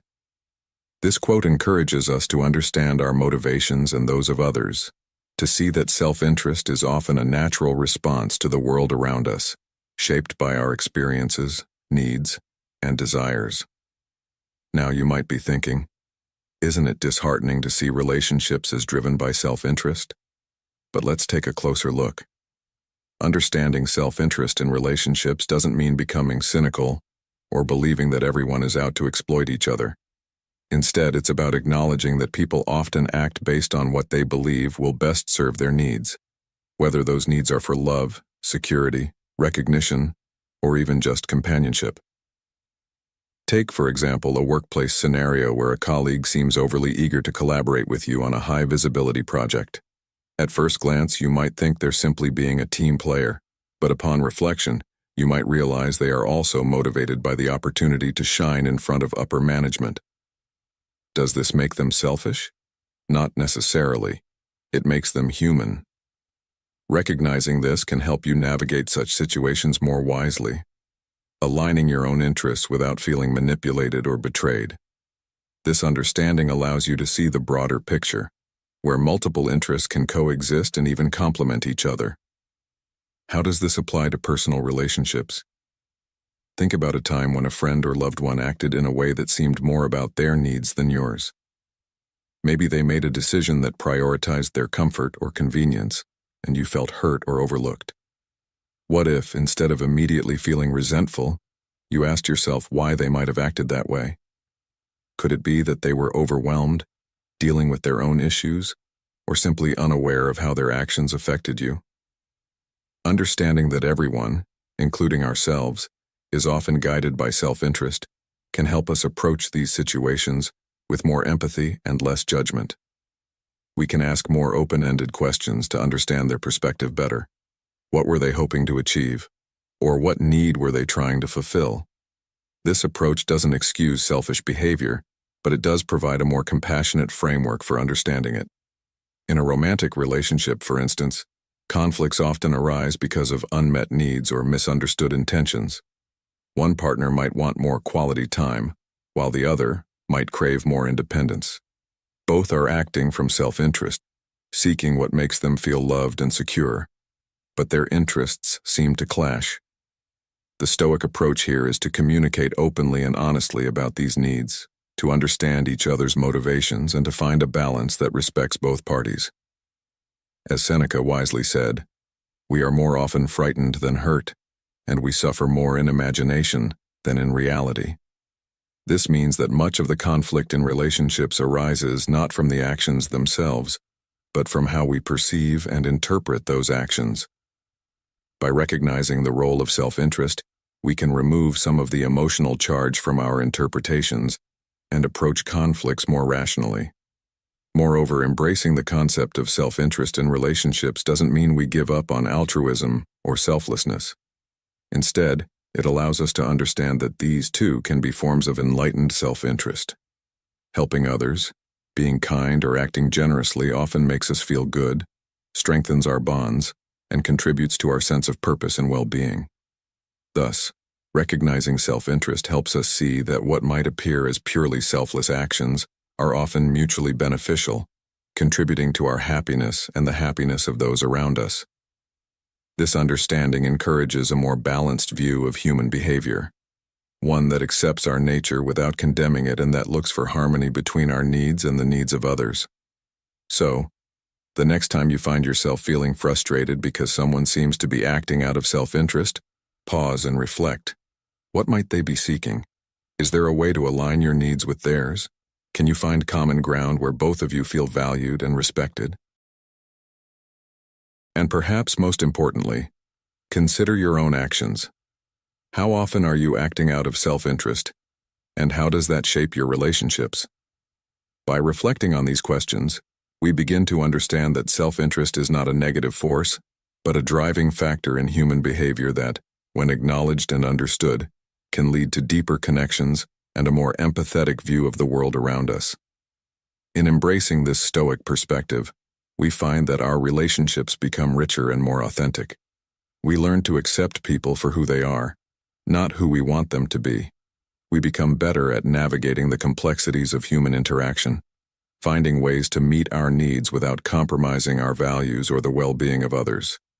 And through this, we not only grow as individuals, but also help create a more understanding, compassionate world. Remember, recognizing self-interest doesn't mean we abandon kindness or generosity. It means we approach them with greater wisdom and insight, knowing that in helping others, we often help ourselves. So let's strive to see the best in others, even when their actions are guided by self-interest. And let's use that understanding to build stronger, more meaningful relationships. Number 7. Projection of thoughts and feelings.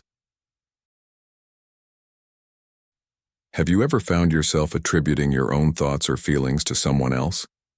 It's a common human tendency known as projection, where we unconsciously assign our own emotions, desires, or insecurities onto others.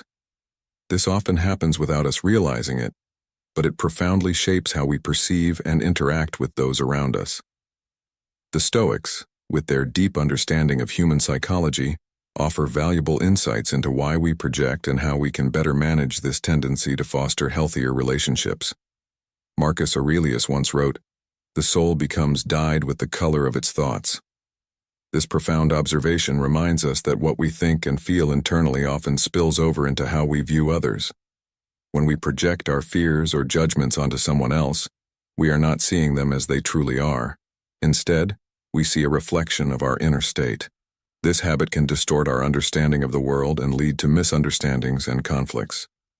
Let's explore this concept with a story that might resonate with you. Picture a situation where you're in a meeting and a colleague disagrees with your proposal. Instantly, you might feel defensive, interpreting their disagreement as a personal attack or a sign of disrespect. But is that truly what's happening? Or is it possible that you are projecting your own insecurities or fear of criticism onto that person? Perhaps deep down, you're worried about not being good enough, and their simple disagreement has triggered this buried fear. When you look at it this way, you realize the issue might not be with them at all, It might be with how you're interpreting their actions through the lens of your own unresolved feelings. This is where Stoicism teaches us to take a step back and reflect. Epictetus reminds us, it's not what happens to you, but how you react to it that matters. By recognizing our tendency to project, we can pause before reacting, giving ourselves the chance to see the situation more clearly and respond more wisely. How often do we misunderstand others because we assume they think or feel the same way we do? For example, consider a scenario where you're feeling particularly anxious about a decision, and you notice a friend or partner seems distant or distracted. It's easy to jump to conclusions, thinking they must be upset or worried just like you. But what if they are simply preoccupied with their own thoughts, completely unrelated to your situation? By projecting your anxiety onto them, you create unnecessary tension and conflict. This is why the Stoics emphasize the importance of distinguishing between what is within our control and what is not. Our thoughts and interpretations are within our control. Other people's minds are not. By keeping this distinction clear, we can navigate our relationships with more peace and understanding. Let's relate this to another modern-day example: social media. How often do we see a post or a comment and immediately assume the worst? We might think, they must be talking about me, or they're trying to undermine my success. But in reality, the post might have nothing to do with us at all. Our minds are wired to fill in the blanks, often in ways that reflect our own insecurities or biases. When we project these onto others, we are not only doing them a disservice, but also robbing ourselves of peace and clarity. Instead, what if we applied the Stoic practice of examining our reactions and asking ourselves, why am I interpreting it this way? What does this say about my state of mind? As Seneca advised, we suffer more in imagination than in reality. By curbing our imagination's tendency to run wild with projection, we free ourselves from unnecessary emotional turmoil and foster healthier, more authentic relationships. So, how can you start applying this insight today? The next time you find yourself feeling hurt, angry, or defensive, take a moment to ask yourself, am I projecting my feelings onto this person? Is there another way to view this situation that doesn't assume negative intent? By pausing to reflect, you open up space for a more balanced response, one that considers both your emotions and the reality of the situation. This practice not only improves your relationships but also helps you cultivate a deeper sense of inner peace, knowing that much of the conflict we experience is self-created. By understanding projection, we learn to separate our emotions from our interpretations, leading to a more grounded and rational approach to our interactions with others. In conclusion, recognizing the habit of projection is crucial for anyone seeking to live a more mindful and intentional life. It's a practice that aligns with the Stoic ideals of self-awareness, rationality, and emotional control. When we stop projecting, we start seeing people for who they truly are, not who we imagine them to be. This clarity brings with it the opportunity for deeper connection and understanding, free from the distortions of our own making. Remember, the goal is not to suppress your emotions, but to understand them better, to use them as a tool for self-discovery and personal growth. By embracing this Stoic perspective, you can transform how you relate to yourself and others, fostering a life of greater harmony, insight, and genuine connection. So, the next time you feel that familiar urge to project your feelings onto someone else, pause, reflect, and choose to see things as they are, not as your mind would have you believe. This simple shift in perspective can lead to profound changes in your relationships and in your journey toward living a truly virtuous life. Number 8. Differing values. Have you ever found yourself in a heated discussion with someone because you simply didn't see eye to eye on what's important? Perhaps you value family above all else, while your friend or colleague places a higher importance on career success or personal freedom. These differences in values can create tension and misunderstanding, but they are also what make human interactions so rich and complex. We all have unique priorities shaped by our experiences, culture, and personal beliefs. In any group, whether it's your workplace, your social circle, or even within your own family, people will inevitably have differing values. This diversity isn't something to fear or avoid. It's something to understand and respect. As the Stoic philosopher Marcus Aurelius reminds us, accept the things to which fate binds you, and love the people with whom fate brings you together, but do so with all your heart. This wisdom encourages us to embrace the differences in those around us, and to recognize that these differences in values are natural and, in fact, vital to a thriving community.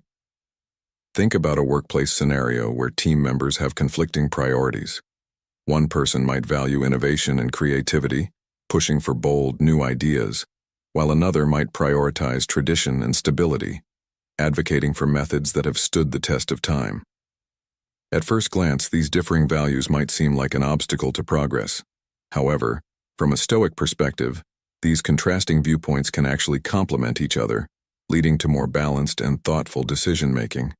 Instead of clashing, what if these individuals saw their differences as a way to strengthen their project?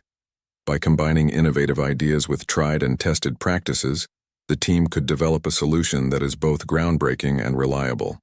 Stoicism teaches us to focus on our own actions and responses, not to impose our values on others. This approach fosters a spirit of tolerance and patience, helping us navigate these differences more harmoniously. But how can we apply this wisdom in our everyday lives? Let's consider a modern-day example from our personal lives. Imagine you're planning a family vacation, and each family member has different priorities. One person wants a relaxing beach getaway, another is eager for an adventurous mountain trek, while someone else prefers a cultural city tour. It's easy for tensions to rise when everyone's values pull in different directions.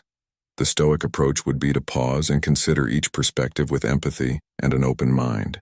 Instead of insisting on your own preference, try to understand why each person values their choice.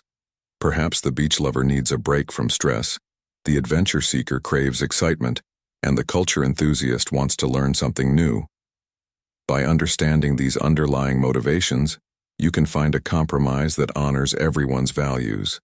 A trip that includes a little bit of relaxation, adventure, and cultural exploration. This approach doesn't just prevent conflict, it also enriches your life.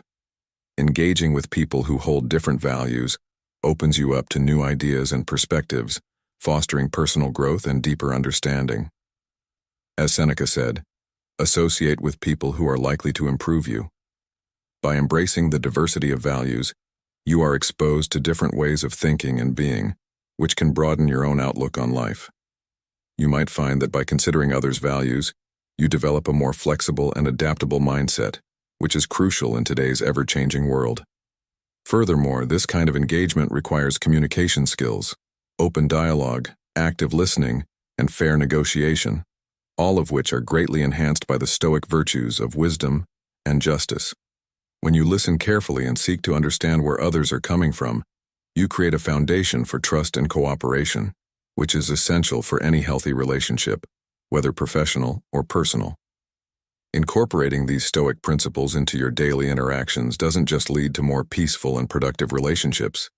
It also contributes to a more empathetic and understanding society. When we respect and value diverse perspectives, we foster a sense of community where everyone feels heard and appreciated. This doesn't mean we have to agree with everyone's values, but it does mean recognizing that each person's values are valid and worthy of consideration. By negotiating differences with respect and fairness, we embody the Stoic ideal of living harmoniously within a community. Remember, the common good is not about everyone thinking the same way, but about embracing the richness that comes from our differences. So next time you encounter someone whose values differ from your own, instead of seeing it as a point of contention, see it as an opportunity. Ask yourself, what can I learn from this person's perspective? How can our differing values lead to a more creative and comprehensive solution? How can I lead by example, showing respect for others' values while staying true to my own? By asking these questions and applying Stoic principles, you not only enhance your own life, but also positively influence those around you. The truth is, differing values are not a barrier but a bridge, an opportunity to connect, learn, and grow together. By embracing this mindset, you can turn potential conflicts into meaningful conversations and build stronger, more resilient relationships, all while living in alignment with Stoic ideals of wisdom, courage, and virtue. If you've made it this far, you're truly embracing the wisdom of Stoicism. Drop a comment saying, "I see the truth," to show you're committed to understanding these fundamental truths about people. Stay tuned, because the journey to self-discovery and growth is just beginning. Number 9. Motivational differences. Have you ever wondered why people are driven by such different things? Why do some of us wake up each day motivated by the pursuit of career success, while others are more inspired by the simple pleasures of spending time with family or pursuing personal hobbies?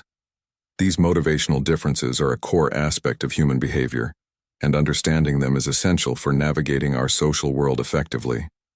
In our journey through life, each of us is guided by a unique set of motivations shaped by our experiences, values, and personal goals.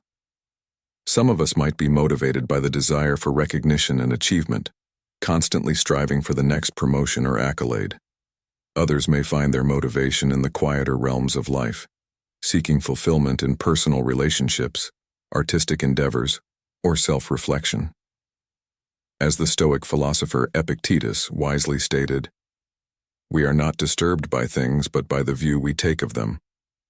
This quote highlights that our motivations are often shaped by how we interpret our experiences and the meaning we assign to them. Let's take a closer look at how these motivational differences play out in everyday life. Imagine you're working on a team project at work. You're the type who is highly motivated by results, aiming for efficiency and quick, measurable success. But your teammate is motivated by process, valuing a thoughtful, meticulous approach even if it takes more time. It's easy to see how this could lead to frustration or misunderstanding. You might see them as slow or overly cautious, while they might view you as reckless or impatient. But what if, instead of clashing, you both took a step back to understand each other's motivations? By recognizing that your drive for results and their focus on process can complement each other, you can find a balance that benefits the entire team. This is where Stoicism comes into play, teaching us to understand and accept the varied motivations of those around us. The Stoics encourage us to look beyond our immediate judgments and to seek a deeper understanding of why people act the way they do. But how can this understanding of motivational differences help us in our personal lives? Consider a situation in your family or with close friends. You might have a sibling who is driven to build a successful career and values financial stability above all else, while another family member prioritizes adventure and exploration, finding fulfillment in travel and new experiences rather than a traditional job. It's easy for tensions to arise when these different motivations come into conflict. One might see the other as irresponsible, while the other could view their sibling as overly materialistic. However, by applying Stoic principles, we can learn to appreciate these differences rather than letting them drive a wedge between us. Marcus Aurelius advised, "Receive without pride, let go without attachment," reminding us to remain open to different perspectives without letting our own biases cloud our judgment. When we accept that each person is motivated by their own set of desires and values, we become more empathetic and less judgmental, fostering stronger, more understanding relationships. Let's think about how this applies to friendships as well. Have you ever had a friend who seemed less available or responsive because they were engrossed in a new passion, perhaps a hobby or a romantic relationship? It's easy to feel neglected or to assume they no longer value your friendship as much. But what if instead, you viewed their new focus as simply another motivation driving their life at that moment? Could you find a way to support them in their pursuits while also maintaining your connection? This approach aligns with the Stoic idea of focusing on what we can control, our own actions and attitudes, rather than what we cannot control, such as another person's priorities or interests. By recognizing that motivational differences do not necessarily signify a lack of care or respect, but simply a different path, we can maintain our relationships without unnecessary conflict or resentment. Moreover, understanding motivational differences can also lead to personal growth. When we engage with others who have different drivers, we expose ourselves to new perspectives and ways of living. This can be incredibly enriching, challenging our own assumptions and potentially leading us to reconsider our own motivations. Why are you motivated by what drives you? Is it because of a genuine passion, or have you perhaps absorbed societal or familial expectations without fully questioning them? These are the kinds of introspective questions that Stoicism encourages us to ask, helping us to live more authentically and in alignment with our true selves. As Seneca said, "As is a tale, so is life. Not how long it is, but how good it is what matters."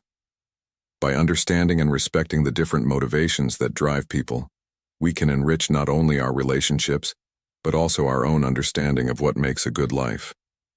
In every interaction, there lies an opportunity to practice these Stoic principles, to approach others with curiosity and respect, and to use their different motivations as a way to learn more about the human experience. Instead of viewing motivational differences as a source of division, see them as a chance to connect on a deeper level. Ask yourself, what motivates the people around me? How can I better understand their drivers and use this understanding to foster more harmonious and effective relationships? And just as importantly, reflect on your own motivations. Are they serving you well, or is there room for growth and change? By embracing this mindset, you open yourself up to a world of possibilities, where every interaction is a learning opportunity, every relationship a chance to grow, and every differing motivation a doorway to deeper empathy and connection. This is the essence of Stoic wisdom, living in harmony with others by understanding and respecting the diversity of motivations that drive us all. So, as you go about your day, remember to look beyond the surface, to see the motivations that lie beneath, and to approach every person with the patience, understanding, and curiosity that Stoicism encourages.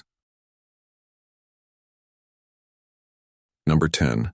Post-decision rationalization. Have you ever caught yourself explaining a decision in a way that made you look a little better or sound a bit more reasonable? This is something we all do more often than we might realize, and it's known as post-decision rationalization. It's a fascinating yet subtle part of human nature, where we tend to justify our decisions after the fact, to align with our self-image or the image we wish to project to others.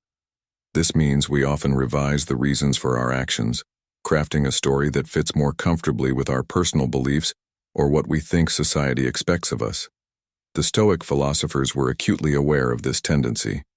Marcus Aurelius once wrote, "If someone is able to show me that what I think or do is not right, I will happily change, for I seek the truth, by which no one was ever truly harmed." This quote underscores the Stoic commitment to self-awareness and authenticity, encouraging us to make decisions based on truth and reason rather than ego or a desire for external approval. So why do we engage in post-decision rationalization, and what can we learn from it? At its core, this behavior often stems from a need to protect our self-esteem or to avoid what psychologists call cognitive dissonance, the mental discomfort that arises when our actions contradict our beliefs or values. For example, imagine you made a financial investment that didn't turn out as planned. Instead of admitting it was a mistake or acknowledging a lapse in judgment, you might find yourself justifying the decision by saying you were supporting a friend or taking a calculated risk. This rationalization helps soothe the discomfort of admitting to an error or facing the reality that you might have acted impulsively. Recognizing this behavior in ourselves and others can foster greater empathy and understanding in our interactions. When we see someone defending a questionable decision with unusual confidence or even stubbornness, it's worth considering that they might be experiencing this internal conflict and are trying to reconcile their actions with their self-image. Let's apply this concept to a modern scenario. Picture yourself in a corporate meeting where a manager has made a risky decision that didn't pay off. Instead of openly discussing what went wrong, they might double down, insisting that their decision was strategically sound and would have succeeded if not for unforeseen circumstances. From a Stoic perspective, understanding this as post-decision rationalization helps you navigate the conversation more effectively. Rather than challenging them outright or escalating the tension, you could approach the situation with curiosity and empathy, asking open-ended questions like, what was the reasoning behind that decision? Or, what can we learn from this outcome? This approach not only diffuses potential conflict, but also creates a space where learning and growth are possible. But what about recognizing this tendency in ourselves? How often do we make decisions based on fleeting emotions or pressures, only to later reshape our reasoning to make it seem more rational or virtuous? Stoicism teaches us the value of introspection and self-examination, urging us to reflect critically on our motivations and to strive for decisions that align with our true intentions and ethical values. Seneca wisely said, "As long as you live, keep learning how to live." This involves constantly questioning our choices and being honest about why we made them. Did we act out of fear, pride, or a genuine desire to do what was right? By being truthful with ourselves, we cultivate the Stoic virtues of wisdom and integrity, ensuring that our actions are not just reactive, but thoughtful and principled. Furthermore, understanding post-decision rationalization can improve how we relate to others. When we recognize that people often reshape their narratives to protect themselves from feelings of inadequacy or failure, we become more compassionate listeners. Instead of judging them for trying to justify their actions, we can acknowledge their need for reassurance and support. After all, who among us hasn't felt the sting of regret or the fear of looking foolish? In understanding this, we foster an environment where people feel safe to admit their mistakes and learn from them, rather than doubling down on their errors out of fear or pride. Think about a time when you felt the need to justify a choice you made. What was driving that need? Was it a desire to be seen in a certain light by others, or perhaps a reluctance to admit that you were wrong? By examining these questions, you begin to understand the deeper motivations behind your actions, paving the way for more genuine self-awareness and personal growth. And isn't that what Stoicism is all about? Living in harmony with oneself, guided by reason and virtue? So next time you catch yourself rationalizing a decision, pause and ask, is this the truth, or am I trying to make myself feel better? This small act of honesty can be incredibly liberating, freeing you from the chains of ego and opening the door to a more authentic and fulfilling life. In embracing this understanding, we learn to live with greater integrity, allowing our decisions to be guided by truth rather than the need to protect our ego. We become more willing to learn from our mistakes, to change our course when necessary, and to approach others with the same understanding and compassion. By doing so, we not only grow as individuals, but also contribute to a more honest and supportive community, one that values truth and learning over appearance and pride.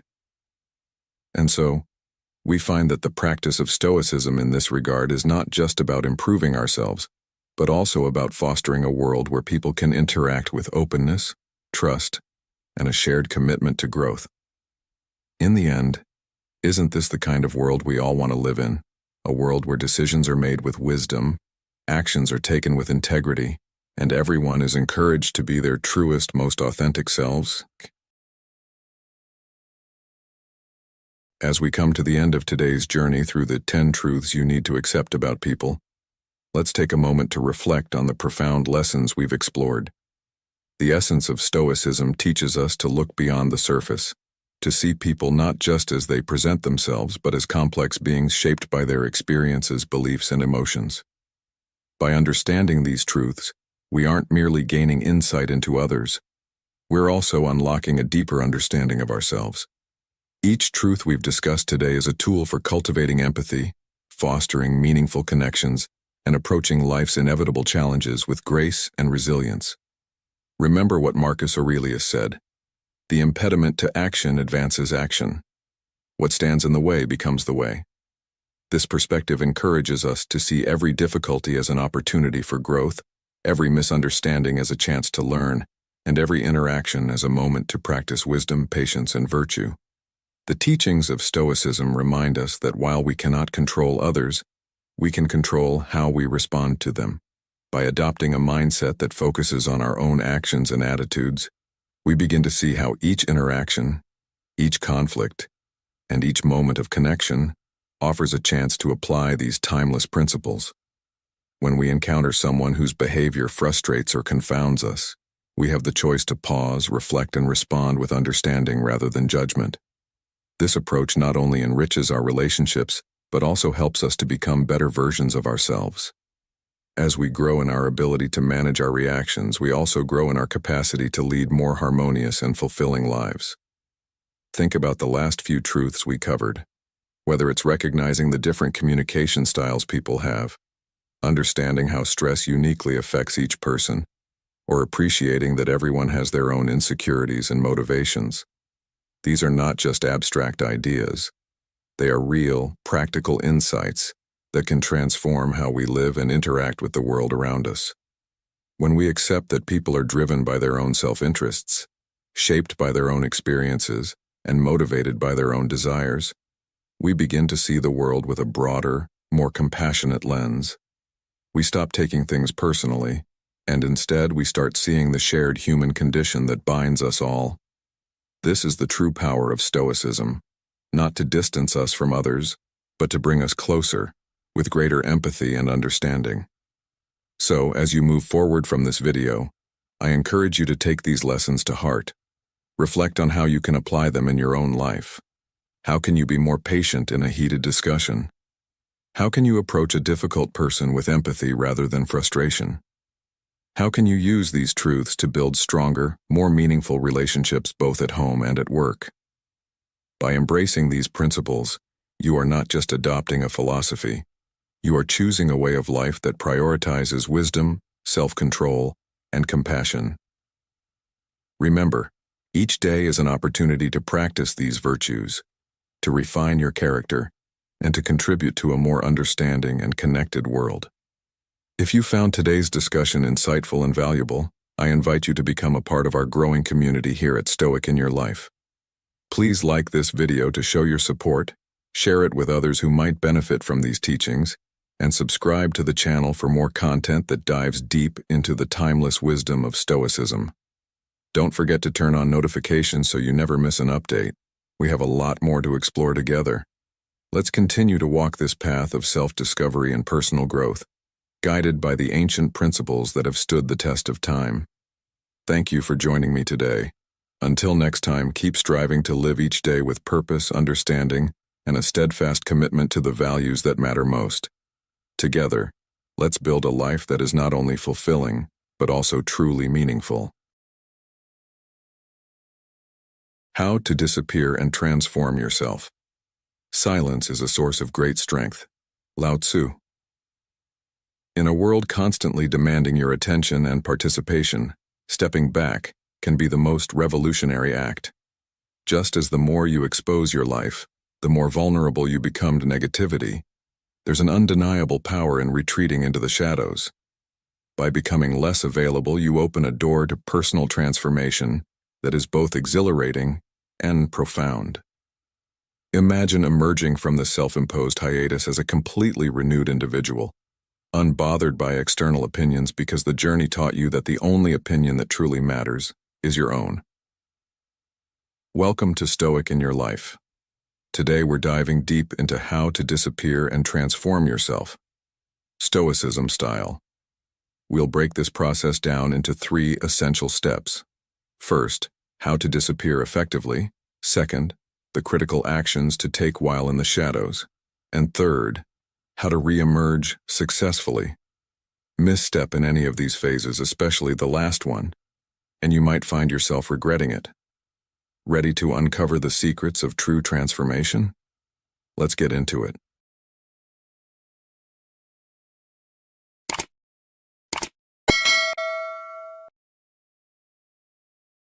Step 1.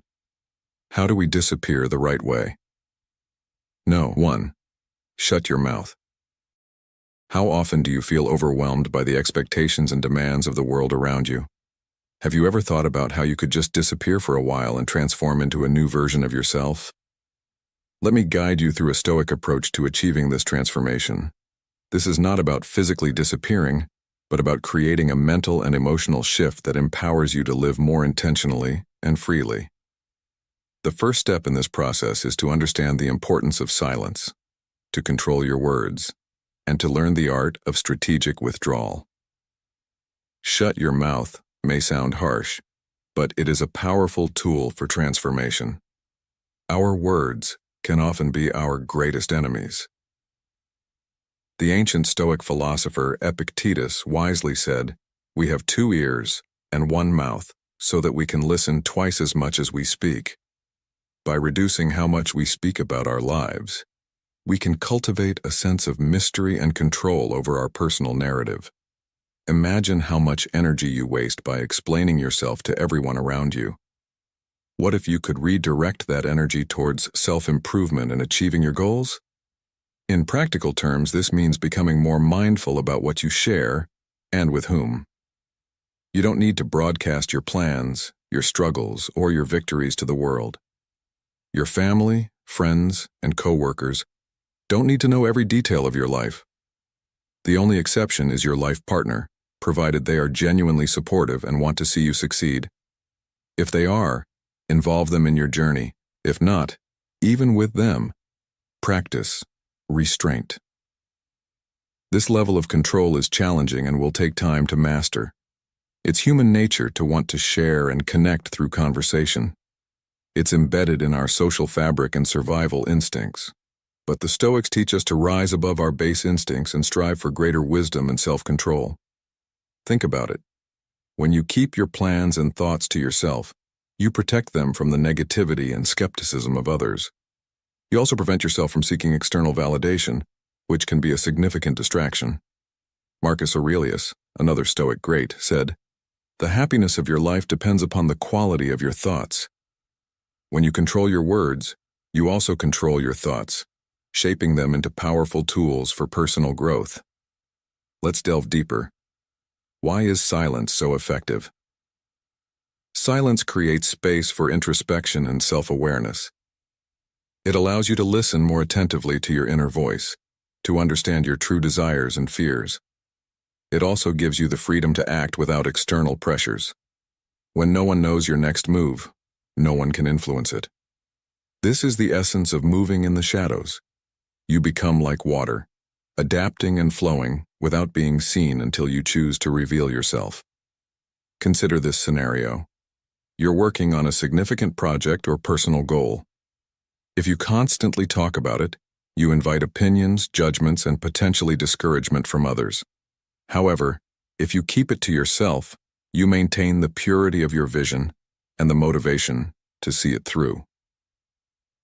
Seneca, a prominent Stoic philosopher, advised, "Associate with people who are likely to improve you." Sometimes this means limiting your associations and conversations to preserve your mental clarity and focus. Now let's apply this to everyday life. Start by setting small goals for yourself.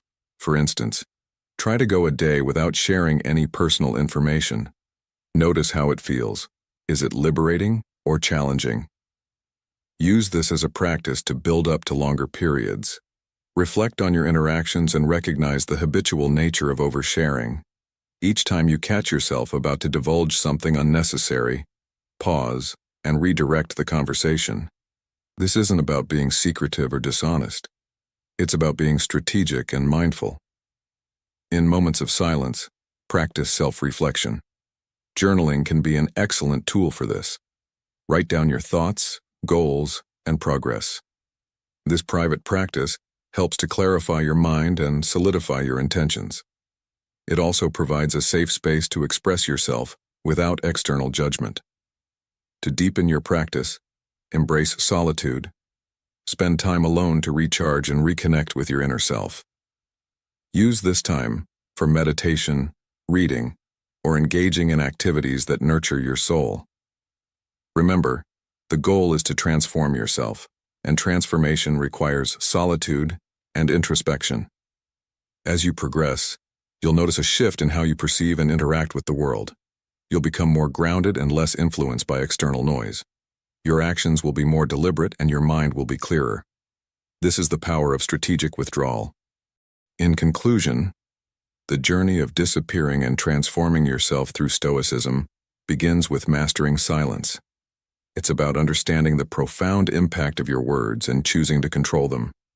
By doing so, You protect your energy, cultivate inner peace, and create space for true personal growth. So I ask you, are you ready to embrace silence and transform yourself? How will you start implementing these principles in your daily life? Remember, every great journey begins with a single step, and sometimes that step is as simple as choosing to be silent. Number 2. Only care what you think.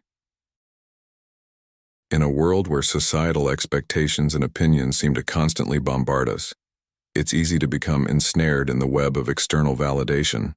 However, to truly transform yourself and embrace a Stoic way of life, you must cultivate the mindset of valuing only your own opinion. This shift in perspective requires a fundamental reprogramming of your mind, understanding that what others think of you holds no real importance. As the Stoic philosopher Epictetus wisely stated, "It's not what happens to you but how you react to it that matters." This quote underscores the essence of focusing on your inner response rather than the external noise. We often believe that others are constantly scrutinizing us, yet the truth is that most people are too preoccupied with their own lives to genuinely care about ours. This misconception dictates much of our behavior and decisions, leading us to seek approval and validation from others. To break free from this cycle, you must figuratively kill the part of you that craves this external validation. Instead, create an ideal version of yourself in your mind, someone whose opinion truly matters. Obsess over what this version of you would think about your actions and decisions. This internal figure becomes the sole judge of your worth and actions. Ask yourself daily, would the ideal version of me be proud of what I did today? Would they respect my decisions and actions? By consistently focusing on self-validation, you begin to detach from the puppet strings of societal expectations and gain greater control over your own life. This is not an easy feat. It requires deliberate practice and relentless repetition. Marcus Aurelius, another prominent Stoic philosopher, said, "The happiness of your life depends upon the quality of your thoughts." This emphasizes the importance of nurturing a positive and self-affirming inner dialogue. Engaging in this mental shift is akin to training a muscle. It grows stronger with consistent effort. Start by setting small, achievable goals that align with your values and principles. Each time you meet these goals, acknowledge your success and reflect on how it aligns with the ideal version of yourself. Over time, you will notice a significant reduction in the weight you place on others' opinions. The process is gradual, but with perseverance, the results will manifest in a profound sense of inner peace and autonomy. Consider the story of the ancient Stoic, Zeno of Citium, who founded the Stoic school of philosophy after losing everything in a shipwreck. Instead of succumbing to despair, he focused on rebuilding his life based on his own principles and values. Zeno's transformation was rooted in his ability to detach from external validation and cultivate inner resilience. His story serves as a powerful reminder that we all possess the capacity to redefine ourselves, regardless of external circumstances. In modern life, this principle is particularly relevant.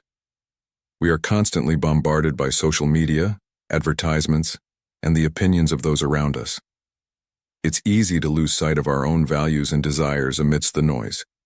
However, by embracing the Stoic practice of self-validation, you can navigate this landscape with clarity and confidence. When faced with criticism or judgment, remind yourself of Seneca's words, "We suffer more often in imagination than in reality." This quote highlights how much of our distress comes from imagined fears rather than actual events. Take practical steps to reinforce this mindset. Begin by limiting your exposure to social media and other sources of external validation. Surround yourself with individuals who respect and support your journey towards self-improvement. Engage in activities that align with your values and passions, and take time each day for self-reflection. This practice will help you remain grounded in your own opinions and less influenced by the transient thoughts of others. Share your experiences and progress in the comments below. Have you successfully implemented this trick in your life? How has focusing on your own opinion transformed your mindset and actions? By discussing these insights, you contribute to a community of like-minded individuals striving for personal growth and resilience. Remember, the journey to self-transformation is ongoing. Embrace each step with patience and determination, knowing that the only opinion that truly matters is your own. As you continue to cultivate this Stoic mindset, you will find yourself less swayed by external judgments and more anchored in your own values and principles. This shift will empower you to live a life of authenticity, fulfillment, and inner peace. Number 3, hide your plans. As you embark on this journey to transform yourself, you'll undoubtedly conceive some grand and exciting plans. The enthusiasm might compel you to share these plans with those around you, but resist that urge.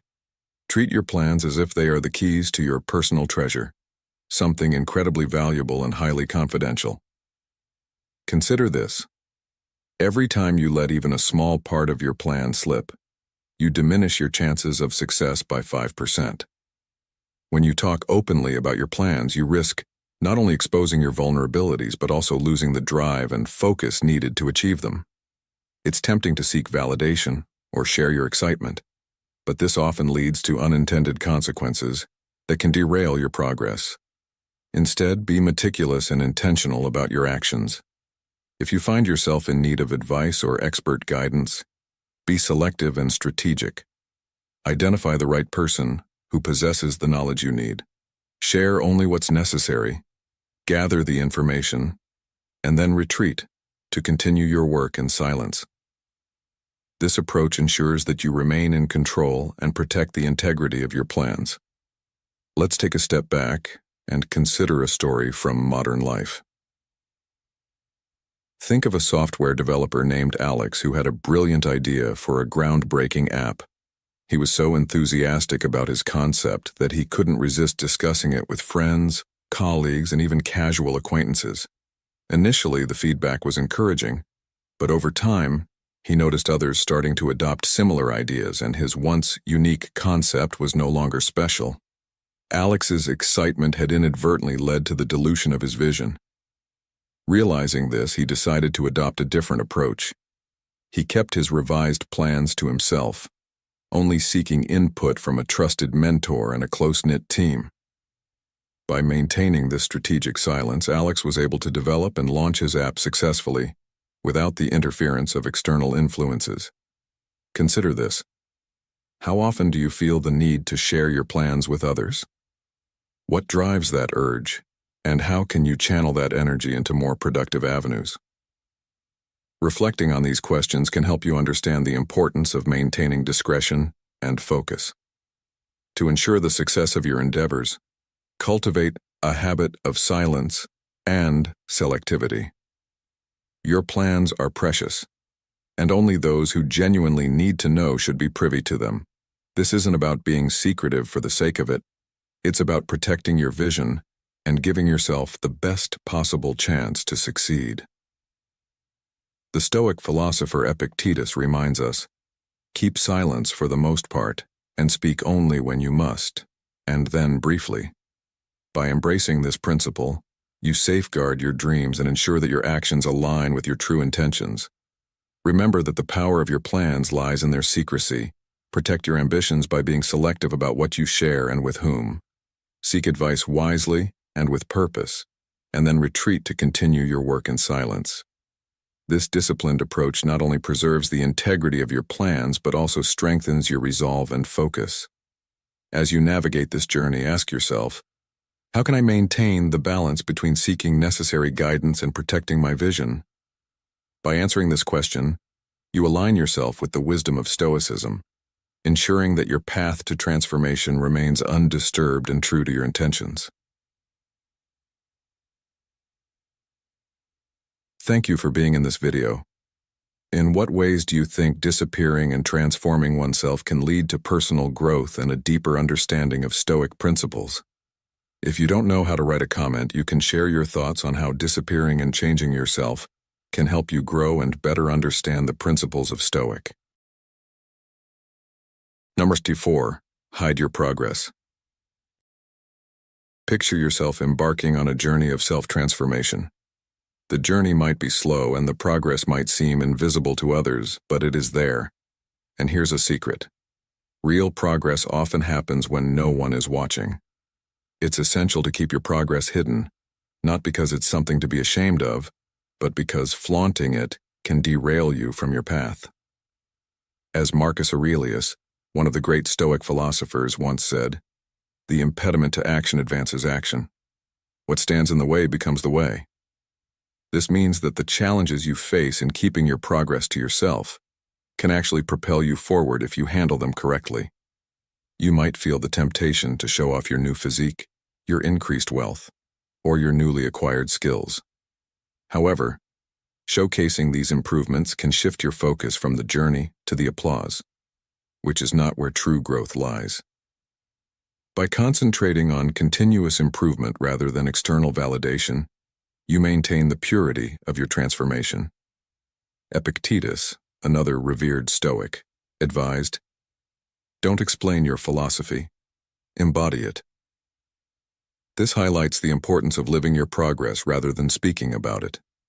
Keeping your progress private demands a significant amount of willpower, but this very act of restraint can fuel your journey. By not giving in to the desire to share your achievements, you harness that energy and redirect it toward furthering your development. This redirection is akin to a blacksmith who, instead of showcasing every newly forged piece, puts all his effort into perfecting his craft until he creates a masterpiece.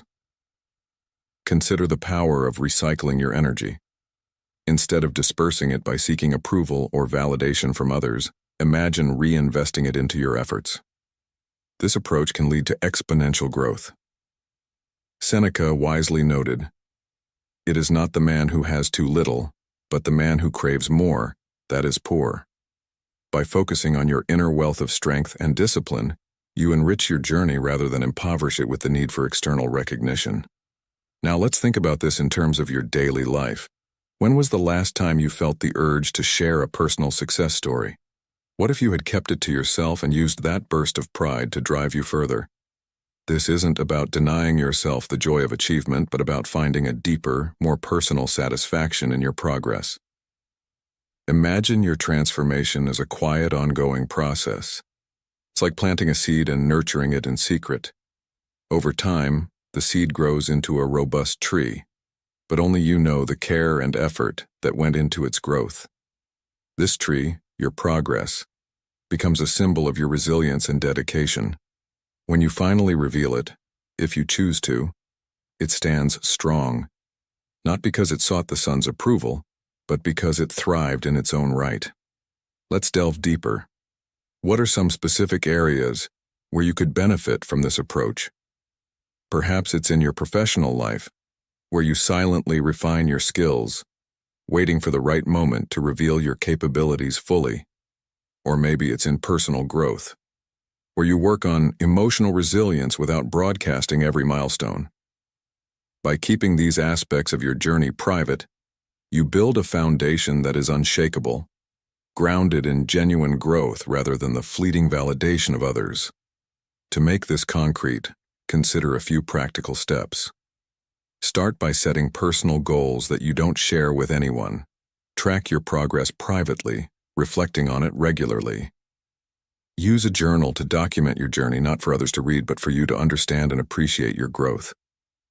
This practice aligns with the Stoic principle of self-reflection, where you analyze your actions and thoughts to cultivate a virtuous life.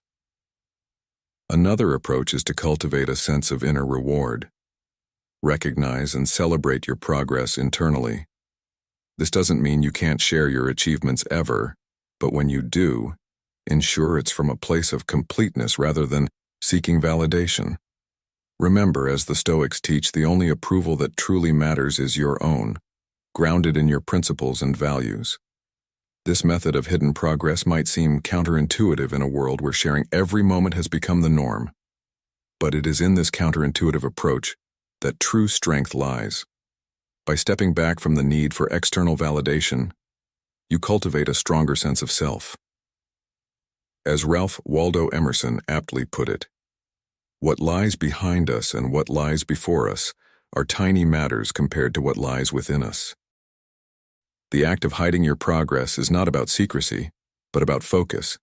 It is about channeling your energy towards continuous improvement and finding fulfillment in the journey itself. By doing so, you create a powerful internal momentum that drives you forward, regardless of external recognition. So the next time you feel the urge to share your progress, pause and ask yourself, what could I achieve if I redirected this energy back into my journey? By embracing this approach, you not only transform yourself but also embody the true essence of Stoicism: resilience, discipline, and inner strength. Let's continue this journey together, exploring the depths of our potential. What steps will you take today to cultivate your hidden progress? Number 5. Hide your tears and blood. In the journey of self-transformation, it's the quiet battles fought in solitude that shape the strongest warriors. Imagine emerging from the shadows, not as the person you were, but as the resilient, unwavering force you were always meant to be. Failures and setbacks, going into what many call ghost mode or monk mode, essentially mean achieving greatness in the shadows. This path will be incredibly tough.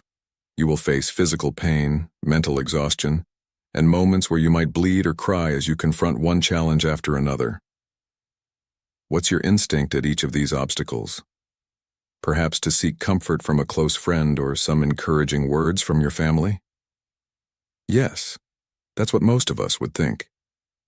However, in these moments, you need to silence that inner voice seeking external solace and embrace the struggle alone. Marcus Aurelius once said, "The impediment to action advances action. What stands in the way becomes the way." This philosophy teaches us that it is through these challenges that we find our true path. When you hit rock bottom, don't reach out for help. Instead, scream into the wind, let your tears fall freely, and patch up your wounds by yourself. Perform these acts of self-reliance in the shadows, and let them fortify your spirit and character. Each moment of despair can be the catalyst that propels you to new heights.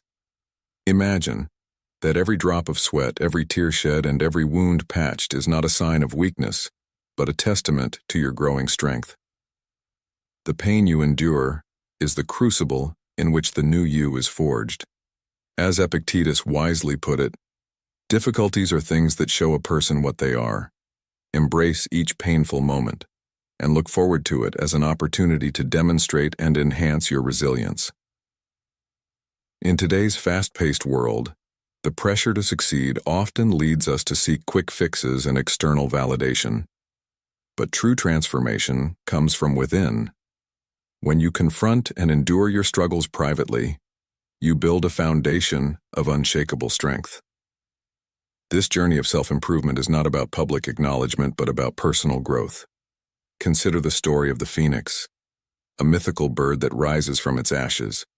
In its process of renewal, the phoenix undergoes a cycle of destruction and rebirth. Similarly, every painful experience you face alone is an opportunity to rise stronger and more resilient. Look at your struggles as the fires that will ultimately purify and strengthen you. Moreover, in the age of social media, where every success is broadcasted and every failure is hidden, your journey of silent perseverance will set you apart. While others may only display their highlights, you are building a robust character that doesn't need external validation. Seneca remarked, "It is not the man who has too little, but the man who craves more, that is poor." By relying on yourself during tough times, you cultivate a sense of inner wealth and self-sufficiency. In practical terms, this means that when faced with adversity, resist the urge to vent or seek comfort externally. Instead, channel that energy into finding solutions and pushing through the pain. Let the hardships you encounter be the stepping stones to your future successes. Remember, every moment spent in self-pity is a moment lost in self-improvement. When you embrace solitude in your struggles, you develop a profound sense of self-reliance and confidence. This inner strength will not only help you overcome current challenges, but will also prepare you for future obstacles. So, the next time you find yourself on the brink of tears, or frustration, remind yourself of the strength you are building. Reflect on the words of Viktor Frankl. When we are no longer able to change a situation, we are challenged to change ourselves.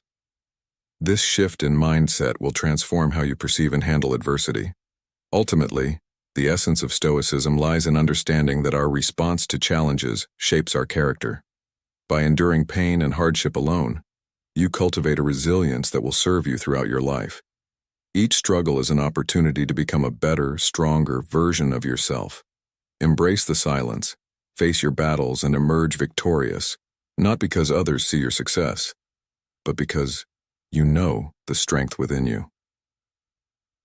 This is true beast mode, where the greatest transformation happens in the shadows, away from the eyes of the world, and solely for the growth of your soul. Step 2. Critical actions while in the shadows. While in this period of retreat, there are crucial actions to take that will prepare you for your reemergence. Let's dive deep into the transformative process of disappearing and reshaping oneself through the lens of Stoicism. This isn't about literally vanishing, but about retreating from the noise and chaos of everyday life to reemerge stronger, wiser, and more resilient. Number 1. Reflect on your challenges. First and foremost, you need to reflect on your challenges. This step is vital because it allows you to take a deep look at the issues you're facing. What are the underlying causes? How have you been reacting to them? Reflection isn't just about understanding what's on the surface. It's about peeling back the layers to uncover the root of your problems. Imagine you're dealing with stress at work. Is it the workload, the environment, or perhaps a deeper sense of unfulfillment? By understanding the true source of your challenges, you can begin to address them more effectively. For example, take the story of John, a successful corporate executive who felt constantly overwhelmed. Instead of blaming his workload, he took a step back and realized that his stress stemmed from a lack of alignment between his personal values and his job. This realization allowed him to make more informed decisions about his career path. Now, let's talk about embracing change. Change is inevitable, and often it's the resistance to change that causes the most suffering. Epictetus, another Stoic sage, taught that we should make the best use of what is in our power and take the rest as it happens. Accept that you cannot control everything. Instead, focus on what you can change: your thoughts, your actions, and your responses. Consider Sarah, who had to move to a new city for her job. Initially, she resisted the change, feeling homesick and disconnected. But when she shifted her mindset to embrace the new opportunities the city offered, she found herself thriving in ways she hadn't imagined. Change became her catalyst for growth. In our modern world, we often seek approval and validation from others, be it through social media likes, professional accolades, or social acceptance. However, Stoicism teaches us to find value within ourselves. Seneca wisely said, "It is not the man who has too little, but the man who craves more, that is poor." Use your retreat to break free from the need for external validation. Focus on your inner values and self-worth. Picture Lisa, who always sought praise from her peers. When she started valuing her own opinion over others, she discovered a newfound sense of freedom and self-confidence. During your retreat, simplify your life. Complexity can often lead to stress and confusion. By simplifying, you create space for clarity and focus. This could mean decluttering your physical space, streamlining your daily routines, or reducing commitments that don't serve your goals. Consider how Steve Jobs famously wore the same style of clothing every day to minimize decision fatigue. Simplifying your life can help you direct your energy towards what truly matters. Reevaluate your goals and aspirations. Sometimes we get so caught up in our daily grind that we lose sight of our true goals. Take this time to reassess what you really want out of life. Are your current pursuits aligned with your values and long-term vision? Reflect on the story of Emma, who was working tirelessly towards a promotion she thought she wanted. During her retreat, she realized her true passion lay in starting her own business, a goal she had sidelined for years. This period of reflection helped her pivot and pursue her true calling. Develop a routine of self-care.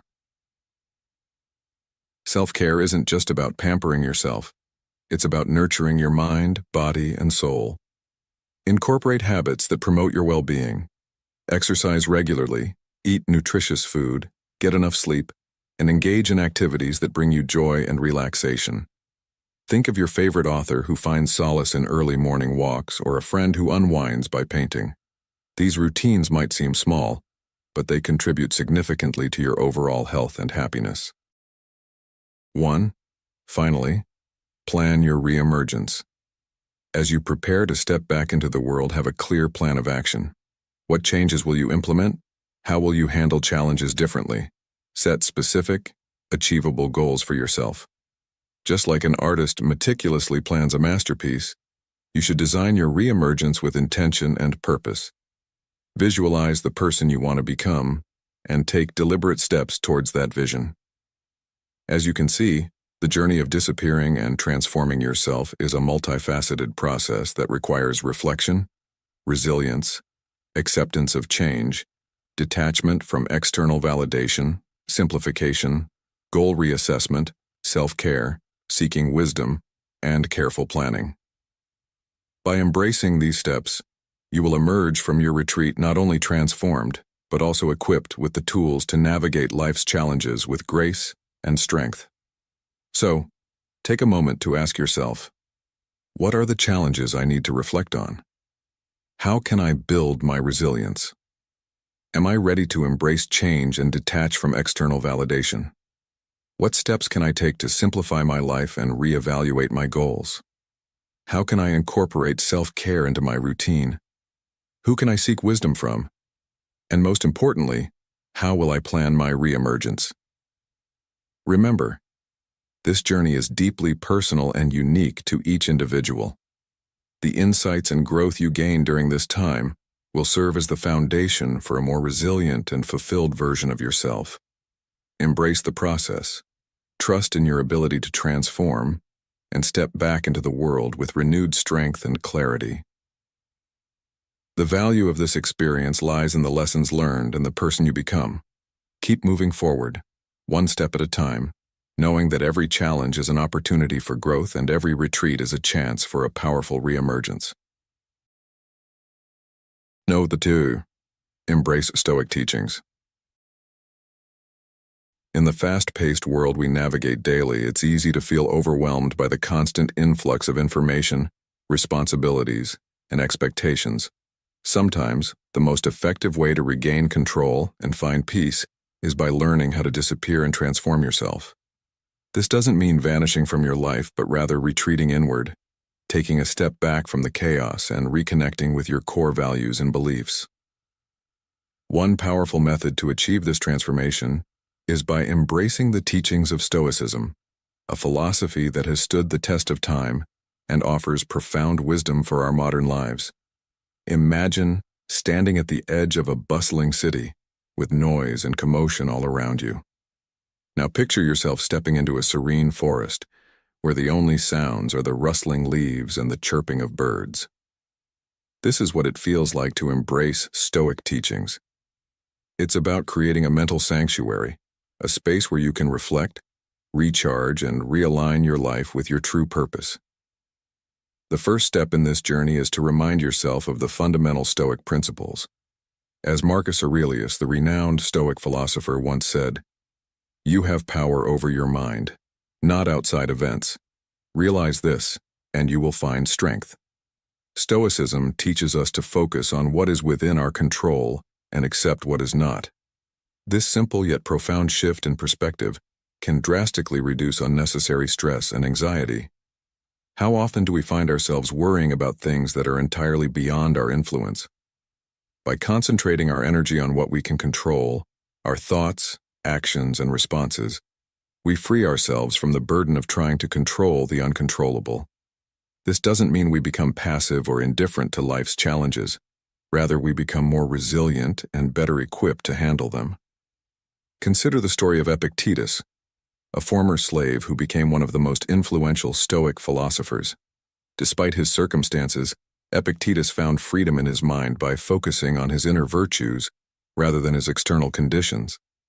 He famously said, "It's not what happens to you, but how you react to it that matters." This mindset is transformative.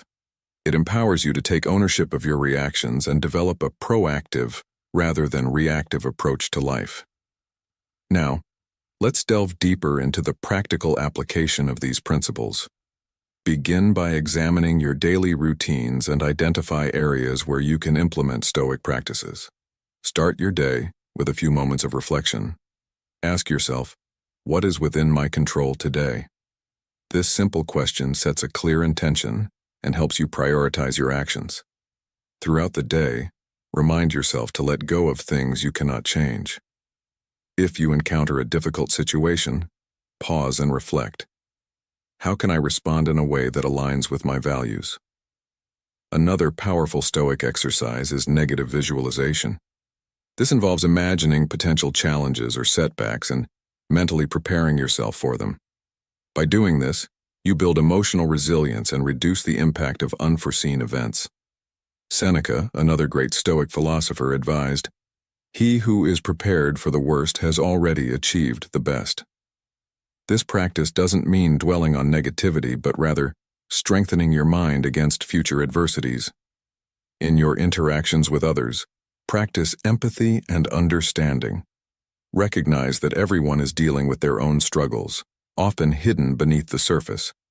By approaching each person with kindness and patience, you create a positive ripple effect that enhances your own sense of peace and fulfillment.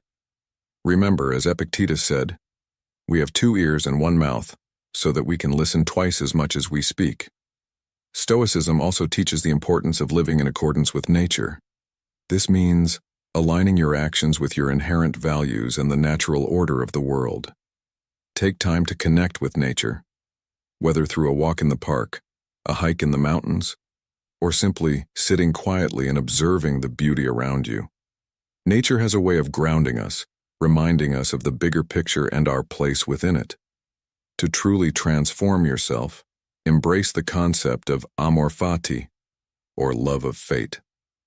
This Stoic idea encourages us to not only accept but love everything that happens to us, viewing each event as a necessary part of our journey. By adopting this mindset, you cultivate gratitude and find meaning even in the most challenging circumstances. As Friedrich Nietzsche, a philosopher inspired by Stoicism, put it, "That which does not kill us makes us stronger." Finally, consider how you can contribute to the greater good. Stoicism emphasizes the interconnectedness of all humans and the importance of contributing to society. Reflect on your strengths and passions and think about how you can use them to make a positive impact on others. This could be through your work, volunteer efforts, or simply by being a source of support and encouragement to those around you. As you integrate these Stoic teachings into your life, you'll find yourself undergoing a profound transformation. You become more centered, resilient, and focused. The external chaos may still exist, but it no longer controls you. Instead, you navigate through it with a serene mind and a resilient spirit, much like a ship sailing smoothly through turbulent waters. So, how will you begin this journey of self-transformation? What steps will you take today to embrace Stoic principles and create a more peaceful, purposeful life? Remember, the power lies within you. As the Stoics believed, it's not the events that shape us, but our responses to them. By mastering your mind and actions, you can disappear from the noise and re-emerge as a stronger, wiser, and more fulfilled version of yourself. No. 3. Cultivate inner strength. Life can often feel overwhelming, especially for men navigating the complexities of modern life. Between professional demands, personal responsibilities, and the constant pressure to be the best version of yourself, it's easy to feel lost. But what if there was a way to not just survive, but thrive by cultivating inner strength through timeless Stoic principles? In the heart of Stoicism lies the profound understanding that true strength comes from within. This inner fortitude is not merely a product of physical prowess or external achievements, but a testament to one's mental and emotional resilience. To build this resilience, begin by immersing yourself in the rich wisdom of Stoic texts. Works by Marcus Aurelius, Seneca, and Epictetus offer profound insights into the human condition, encouraging us to focus on what we can control and let go of what we cannot. For instance, Marcus Aurelius, in his Meditations, reminds us, "You have power over your mind, not outside events. Realize this, and you will find strength." This quote underscores the importance of directing our energy inward rather than being swayed by external circumstances. Journaling is another powerful tool to fortify your inner strength.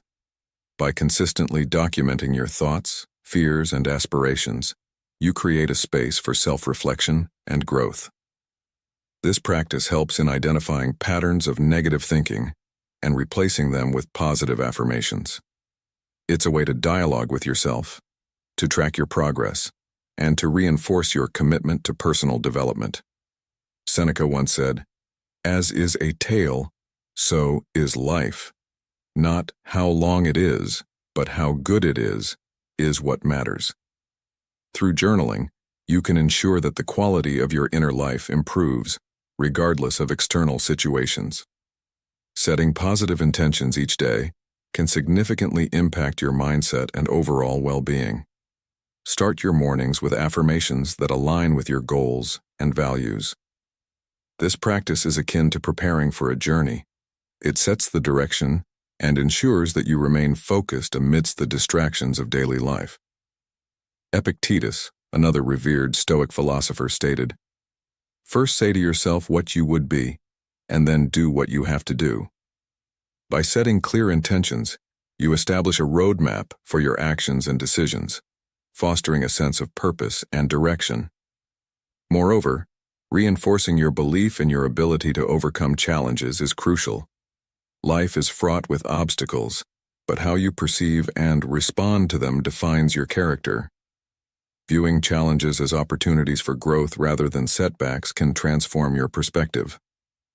This mindset shift is central to Stoic philosophy. As Epictetus teaches, it's not what happens to you but how you react to it that matters. Embrace this belief, and you will find that every difficulty becomes a stepping stone towards greater resilience. In modern life, these Stoic practices are more relevant than ever. The fast-paced nature of our world often leads to stress and burnout, but by cultivating inner strength, you can navigate these pressures with grace and composure. Reading Stoic texts, journaling, setting intentions, and reinforcing your belief in overcoming challenges are not just philosophical exercises. They are practical tools that can help you lead a more fulfilled and resilient life. To put this into practice, consider integrating these habits into your daily routine. Start with a dedicated reading time each day, even if it's just a few minutes. Reflect on your readings through journaling, allowing yourself to process and internalize the wisdom you encounter. Set clear intentions every morning, and revisit them throughout the day to stay aligned with your goals. And most importantly, remind yourself of your inherent strength and capacity to overcome any obstacle that comes your way. By adopting these practices, you embark on a transformative journey. You begin to disappear from the chaos of the external world, finding solace and strength within. This inner transformation not only benefits you but also positively impacts those around you. As you cultivate inner strength, you become a beacon of resilience and calm, inspiring others to embark on their own journeys of self-discovery and growth. Remember, the path to inner strength is a continuous journey. It requires patience, perseverance, and a deep commitment to self-improvement. But with each step, you move closer to becoming the best version of yourself, a version defined not by external accolades but by inner peace and resilience. As Marcus Aurelius wisely said, "The happiness of your life depends upon the quality of your thoughts. Cultivate your thoughts, build your inner strength, and watch as your life transforms in profound and meaningful ways." If you've made it this far, you're truly embracing the Stoic path. Drop a comment saying, "I am transforming," to show your commitment to this journey of self-discovery and growth. Stay tuned, there's much more to come. Step 3. And now, my friend, it's time to embark on the journey of transformation. Number 1. Pick your targets. What are you aiming to transform? The first step in this profound journey is to define, with utmost clarity, what you aspire to become. This is crucial, because to evolve into something new, you must first have a clear vision of that desired outcome. Be precise in your goals. Do you dream of sculpting a physique so impressive that it leaves others in awe? Or perhaps your ambition is to create a business that generates wealth effortlessly. Whatever your objective, articulate it with great specificity. Write it down and place these written aspirations in locations where you'll frequently see them. Remember, this vision is for your eyes only. To truly internalize and act upon this, consider the wisdom of Seneca, who said, "If one does not know to which port one is sailing, no wind is favorable." This emphasizes the necessity of having a clear goal. Ask yourself, what is the ultimate destination of your transformation? What does the best version of yourself look like? Visualize it vividly, and keep that image at the forefront of your mind. In this process, it's important to delve deeply into the specifics of your target. What skills will you need to develop? What habits must you cultivate or eliminate? Break down your grand vision into manageable, actionable steps. For instance, if your goal is to achieve peak physical fitness, identify the specific exercises, diet plans, and daily routines that will lead you there.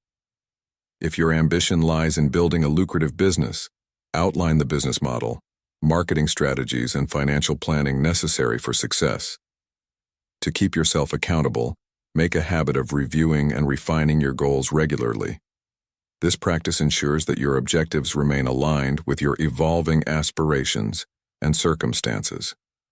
As Epictetus wisely advised, first say to yourself what you would be, and then do what you have to do. Engage in self-reflection to understand your intrinsic motivations. Why do you want to transform? What deeper purpose does this transformation serve?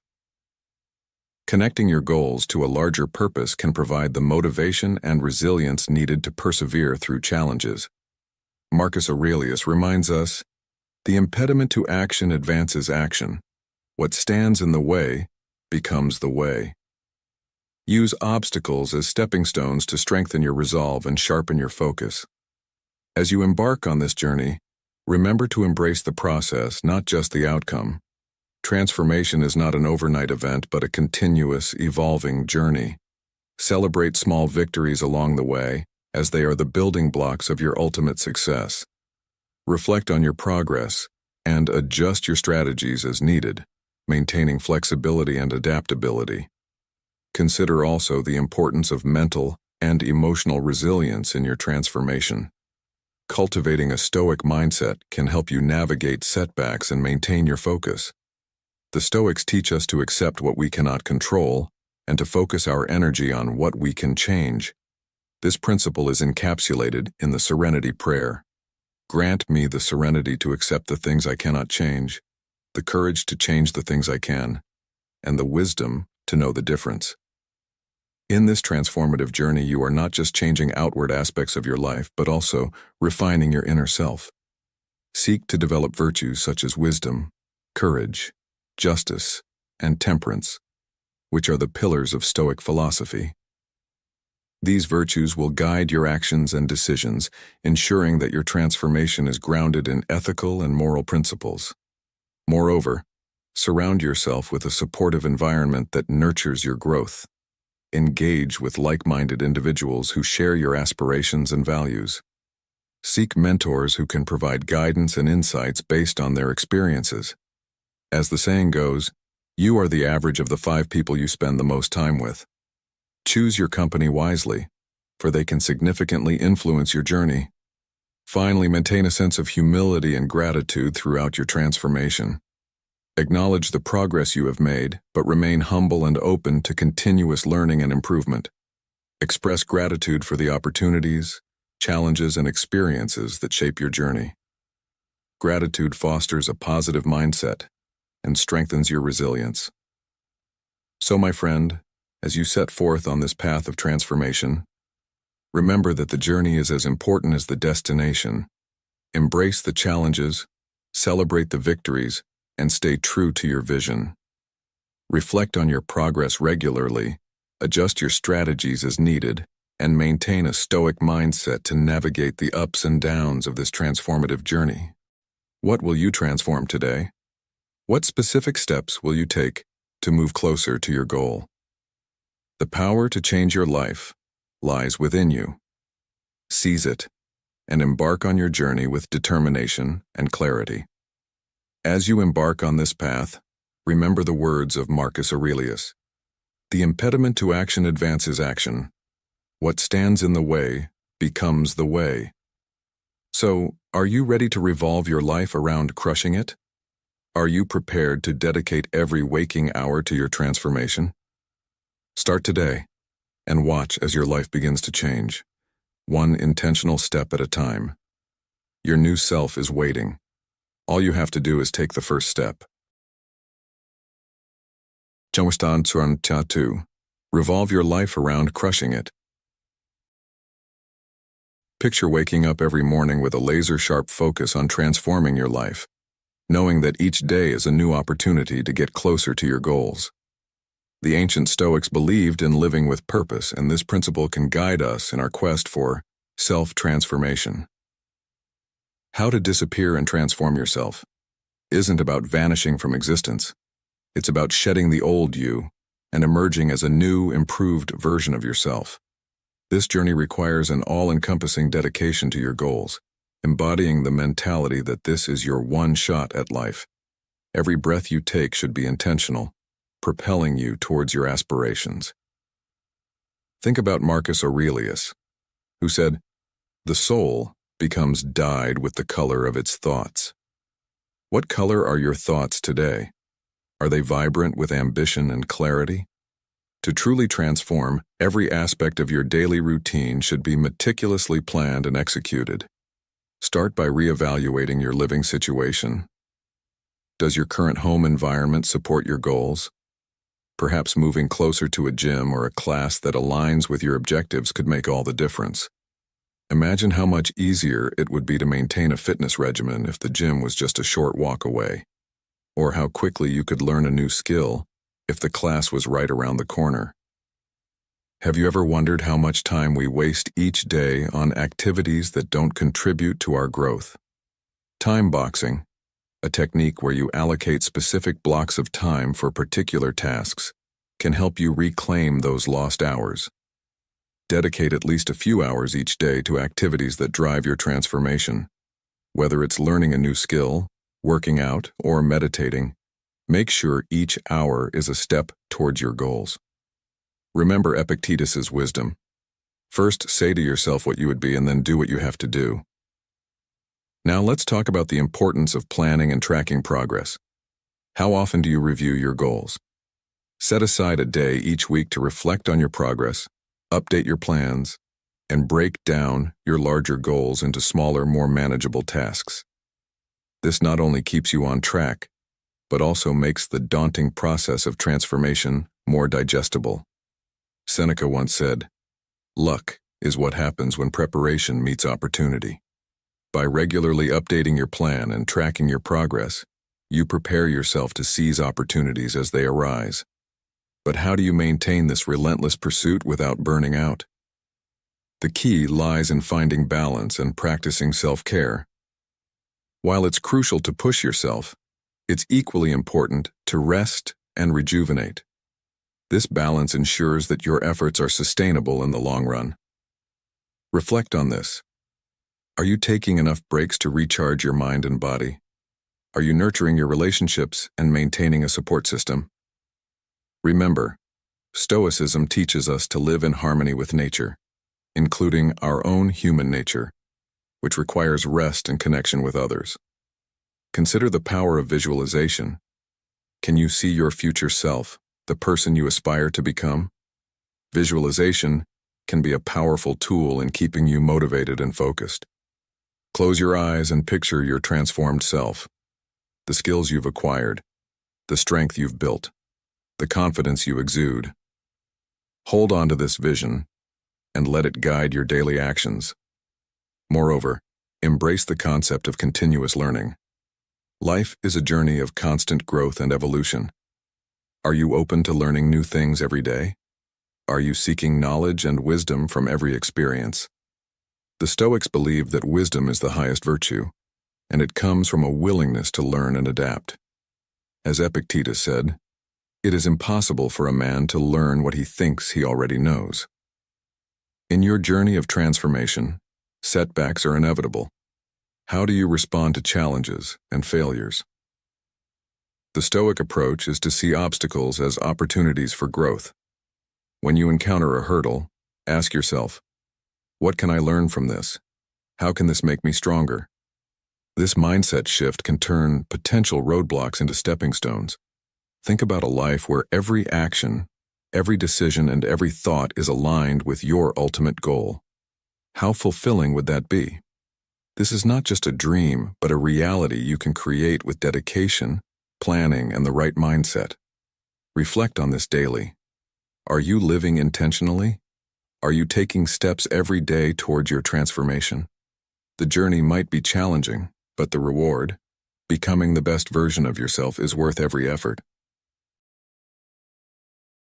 Number 3, reprogram your mind. Reprogramming your mind is the key to unlocking true happiness. As Marcus Aurelius once said, "The happiness of your life depends upon the quality of your thoughts." Embrace the journey of transformation with courage and resilience.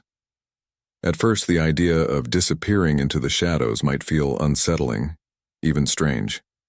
However, with time and practice, you will find solace and strength in solitude. The essence of this process lies in a profound shift in your thinking, a complete reprogramming of your mind that fuels your positive transformation. As Epictetus wisely noted, "It's not what happens to you, but how you react to it that matters." Embrace this mindset and allow the change to unfold. Imagine embarking on this path and witnessing your metamorphosis. The initial discomfort will give way to a sense of fulfillment and contentment as you learn to thrive in the shadows. The pain of not being seen, of operating under the radar, will become a source of strength. You will start to cherish the anonymity, finding joy in crushing your goals without seeking external validation. This shift in perception is crucial for your transformation. As you progress, the need to reappear, to seek the spotlight, will diminish. You will realize that true power lies in being unseen, in quietly achieving greatness. Your life will undergo a profound transformation, exceeding your expectations. The shadows will become your sanctuary, a place where you find peace and clarity. You will continue to set and achieve bigger and better goals, driven by an inner fire that burns brighter each day. The mystery surrounding you will become a part of your identity, adding depth and intrigue to your persona. As Seneca said, "The greatest blessings of mankind are within us and within our reach."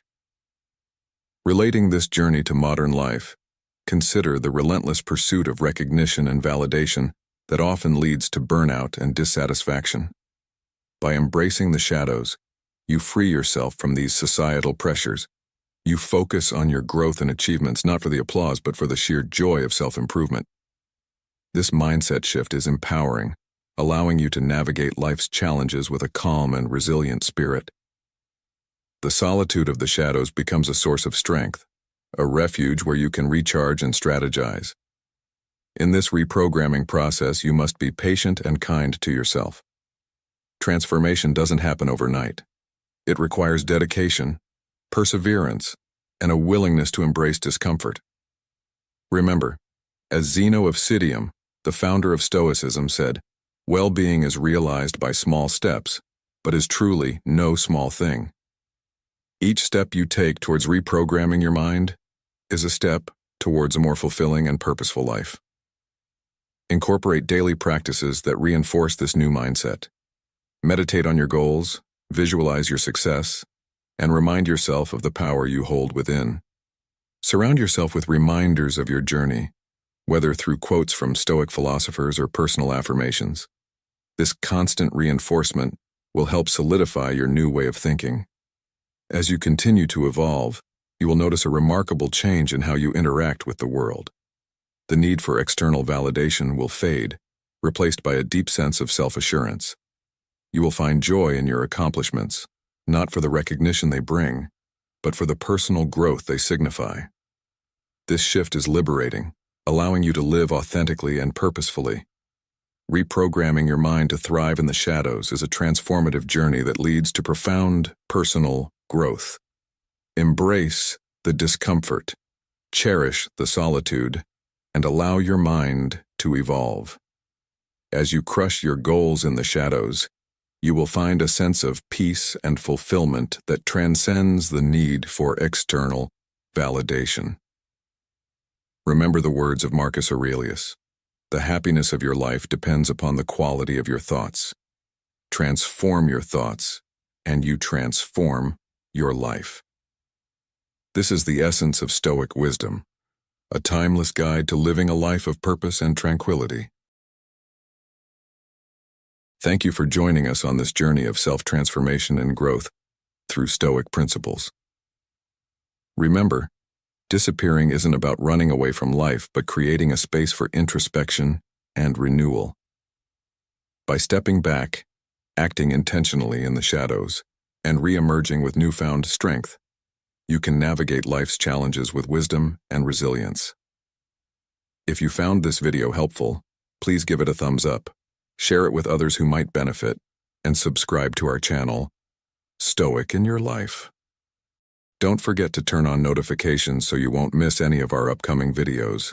Together, let's continue to learn and apply Stoicism to transform our lives. Stay strong. Stay stoic. Why you should be selfish. Stoic philosophy. He who lives in harmony with himself lives in harmony with the universe. Marcus Aurelius. Welcome to Stoic Secrets. Today we're diving deep into a concept that's often misunderstood but completely life-changing. You've been told your whole life, don't be selfish, think of others. But what if I told you that being selfish in the right way is actually the key to unlocking a more balanced, fulfilled, and powerful life? Imagine this. You're constantly drained, always putting everyone else first. Sound familiar? Now, what if I told you that being selfish is exactly what you need to break free from that exhaustion and start living a life that aligns with your true values? I've been there, saying yes to everything, giving until I had nothing left. It left me feeling lost, burnt out, and disconnected from my own priorities. But one day, I made a decision that changed everything. I chose to be selfish. And guess what? It was the most empowering move I ever made. In today's video, I'm going to share with you why adopting a selfish mindset, guided by Stoic philosophy, can be your ultimate tool for personal growth, strength, and inner peace. Whether you're someone who always says yes to everyone else, or you just need to start prioritizing yourself, this is for you. Get ready. This is going to be real, thought-provoking, and maybe even a little controversial. Let's dive in. Number 1, being selfish teaches you to prioritize. Now, I know what you're thinking. Being selfish? That doesn't sound very virtuous, does it? But here's the twist. Being selfish, in the right way, is not about neglecting others. It's about understanding and honoring your own needs first, so that you can show up as your best self for others. Let's explore this deeper, because this concept might challenge everything you've been taught. We've all heard it since childhood. Don't be selfish. Share your toys. Think about others first and always put everyone else's needs ahead of your own. While these lessons were well-meaning, They inadvertently conditioned us to believe that self-sacrifice was the only path to being a good person. But no one ever teaches you what happens when you spend your entire life putting others first. What happens is that your priorities get buried beneath everyone else's. Your life starts to feel like a never-ending to-do list for other people, and before you know it, you're exhausted, overwhelmed, and disconnected from what truly matters to you. Take a moment and think about this. When was the last time you did something purely for yourself? Something that wasn't for your partner, your kids, your boss, or your friends, but something that was genuinely for you? If that question feels uncomfortable, then you're probably overdue for a realignment of your priorities. And let me tell you, I've been there too. I used to be the ultimate yes person. I said yes to everything, helping out coworkers, taking on extra projects, attending every family event. I thought being available to everyone made me a good person. But what I didn't realize was that in the process, I was neglecting the most important person in my life, myself. There was one night after working late on a project that wasn't even mine, when it finally hit me. I sat there exhausted, drained, and completely burnt out, asking myself, what am I doing? Why was I spending all my time fulfilling other people's demands while completely neglecting my own? I didn't even know what my own priorities were anymore because I had been too busy focusing on everyone else's. That night was a turning point for me. I decided it was time to get selfish. And that's when everything changed. Now I get it. This might sound controversial. When you start prioritizing yourself, people around you are not always going to like it. They've grown accustomed to you putting them first, and when you start setting boundaries, they might call you selfish, and they're not wrong. But here's the thing. Being selfish teaches you what's truly important. It forces you to filter out the noise and focus on what matters. And let's be honest, a lot of what we get sucked into every day is just noise. I'll never forget the first time I said no after I decided to put myself first. A friend asked me to help plan a big event, and in the past, I would have said yes without hesitation, even though I was exhausted and had my own plans. But this time, I said no. Her reaction wasn't great. She called me selfish, and for a split second, I felt guilty. But then I stopped and asked myself, why should I feel bad for protecting my own time and energy? The truth is, we have to be selfish if we ever want to understand what really matters to us. It's like the oxygen mask analogy. When you're on a plane, they always tell you to put on your own mask before helping others. You can't help anyone if you're running on empty. By being selfish, I started asking myself important questions. What do I actually care about? What do I want to focus on? And that's when I started setting boundaries, something I had never done before. I began saying no to things that didn't align with my goals or well-being. And you know what? My life started to change. I became more focused, more energized, and more connected to what truly mattered to me. Now, this doesn't mean I stopped caring about others. Far from it. But I realized that my own well-being had to come first if I wanted to show up as my best self for the people I love. Prioritizing yourself is not about being heartless. It's about being smart. You're no good to anyone if you're constantly exhausted and drained. In fact, I'd argue that you can serve others more effectively when you've taken the time to care for yourself first. Let's be real. If you don't prioritize yourself, who will? No one is going to make you a priority until you do it for yourself. When you stop chasing other people's dreams and start focusing on your own, you begin to live a life that's aligned with your values, not someone else's. Think about that for a moment. How many times have you found yourself running around solving other people's problems, fulfilling their needs, while your own dreams and desires sit on the back burner? That's what happens when you fail to prioritize yourself. And here's a deeper question. What would your life look like if you started putting yourself first? How would your relationships change? How much more energy would you have? What new opportunities would arise if you stopped saying yes to everything and started saying yes to yourself? These are powerful questions that can transform the way you approach your life. There's a famous quote by Ralph Waldo Emerson that says, "To be yourself in a world that is constantly trying to make you something else is the greatest accomplishment." And that's exactly what being selfish allows you to do. It helps you reclaim your identity, your time, and your energy. You stop living on autopilot and start making conscious choices that reflect what you truly want. Of course, people might not like it when you start setting boundaries. They've become used to your endless availability, and they might push back when you say no. But here's the thing. That's not your problem. The people who truly care about you will respect your boundaries. And those who don't? Well, they were probably only around for what they could get from you in the first place. When you start being selfish, you begin to see who truly values you and who was just taking advantage of your kindness. It's a tough pill to swallow, but it's also incredibly freeing. You realize that your time and energy are precious resources, and not everyone deserves a piece of them. So, where do you go from here? How do you start prioritizing yourself in a way that feels authentic and empowering? It all begins with one simple step: setting boundaries. Start small. Say no to that extra project at work. Decline that social event that you're too exhausted to attend, or take some time for yourself without feeling guilty. These small acts of selfishness will begin to create a ripple effect in your life, leading to more energy, more focus, and more fulfillment. The brutal truth is that no one is going to prioritize your happiness, your goals, or your well-being until you do it first. And guess what? That's okay. In fact, that's the way it should be.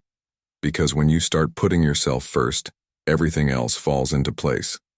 So let me leave you with this open-ended question.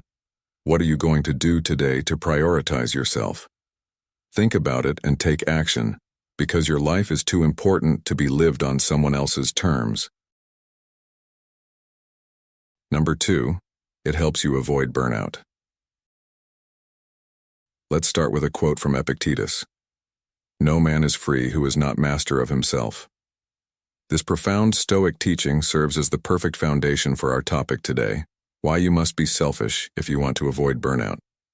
Now, before you start thinking that being selfish is a negative trait, let's reframe it. We're not talking about selfishness that ignores others' needs or leaves people in the dust. We're talking about the kind of selfishness that prioritizes your well-being, your energy, and your time so that you can show up as your best self in all areas of life. You see, burnout isn't just a buzzword. It's a real consequence of failing to protect your boundaries, and in a society that glorifies the hustle, it's easy to fall into the trap of constant giving and saying yes to everything. But here's the truth. If you keep giving and never take time for yourself, burnout is inevitable. Think about it. How often do you find yourself saying yes when you're already exhausted? You've probably felt it before. The creeping sense of dread when you've committed to one too many things, the endless to-do list that never seems to shrink, the overwhelming fatigue that leaves you wondering when was the last time you actually did something for you. That's burnout knocking at your door. And here's where being selfish swoops in as your saving grace. It's the ultimate burnout prevention tool because when you prioritize yourself, you protect your most valuable resources, your energy, and your mental well-being. If that sounds controversial, that's because we've been conditioned to believe that selflessness is a virtue, that the hustle and grind are badges of honor. But let me ask you this. What's so noble about running yourself into the ground? Burnout doesn't just happen out of nowhere. It's the result of neglecting your needs over time. It's the slow leak in your spirit, where you keep pouring yourself into others' cups until there's nothing left for you. How many times have you felt completely drained? Not because you were selfish, but because you were too busy trying to be everything for everyone. That's the crux of the problem. We're taught to keep going, keep giving, but no one teaches us to set boundaries that protect our well-being. And let me tell you from personal experience, burnout doesn't just affect your work. It affects your relationships, your passions, and your happiness. I remember a time in my life when I thought I could juggle everything: work, relationships, side projects, favors for friends. I was doing it all, thinking that I was strong enough to handle it. But deep down, I was miserable. The things I once loved felt like chores, and I had nothing left to give to myself. But here's the kicker. No one ever told me to stop. No one warned me that I was heading for a wall. And people don't usually mind when you're burning out for them because they benefit from your constant availability. It wasn't until I literally hit a wall, walking into one out of sheer exhaustion, that I realized something had to change. I'd been saying yes to everything and everyone except myself, and it was costing me my health, my peace of mind, and my happiness. This is where being selfish became a game changer for me. Once I started setting boundaries, once I started saying no to things that didn't align with my priorities or serve my well-being, something incredible happened. The world didn't fall apart. In fact, my life got better. Sure, some people weren't thrilled when I stopped jumping to meet their every need, but that was their problem, not mine. What I gained was far more valuable.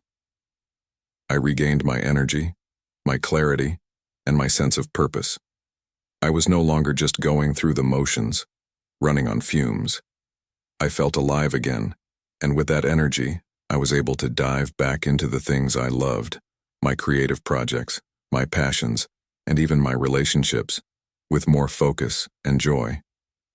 Here's the thing. Being selfish isn't just okay. It's vital. If you don't take care of yourself, no one else will. Burnout isn't something that happens overnight, and it's not something you recover from overnight either. It's the result of ignoring the warning signs, of giving too much for too long, and it's a long road back once you've crossed that line. That's why being selfish is essential for your survival. It's about recognizing that your energy is finite, that you have limits, and that you need to protect those limits fiercely. You can't be everything for everyone without sacrificing yourself in the process, and let me tell you, no one is going to hand you a medal for burning yourself out. In fact, society will likely continue to reward you for being the workhorse, the one who goes above and beyond. But at what cost? The Stoics teach us that true strength lies in self-mastery, in understanding what we can and cannot control. And one of the things you absolutely must control is your time and energy.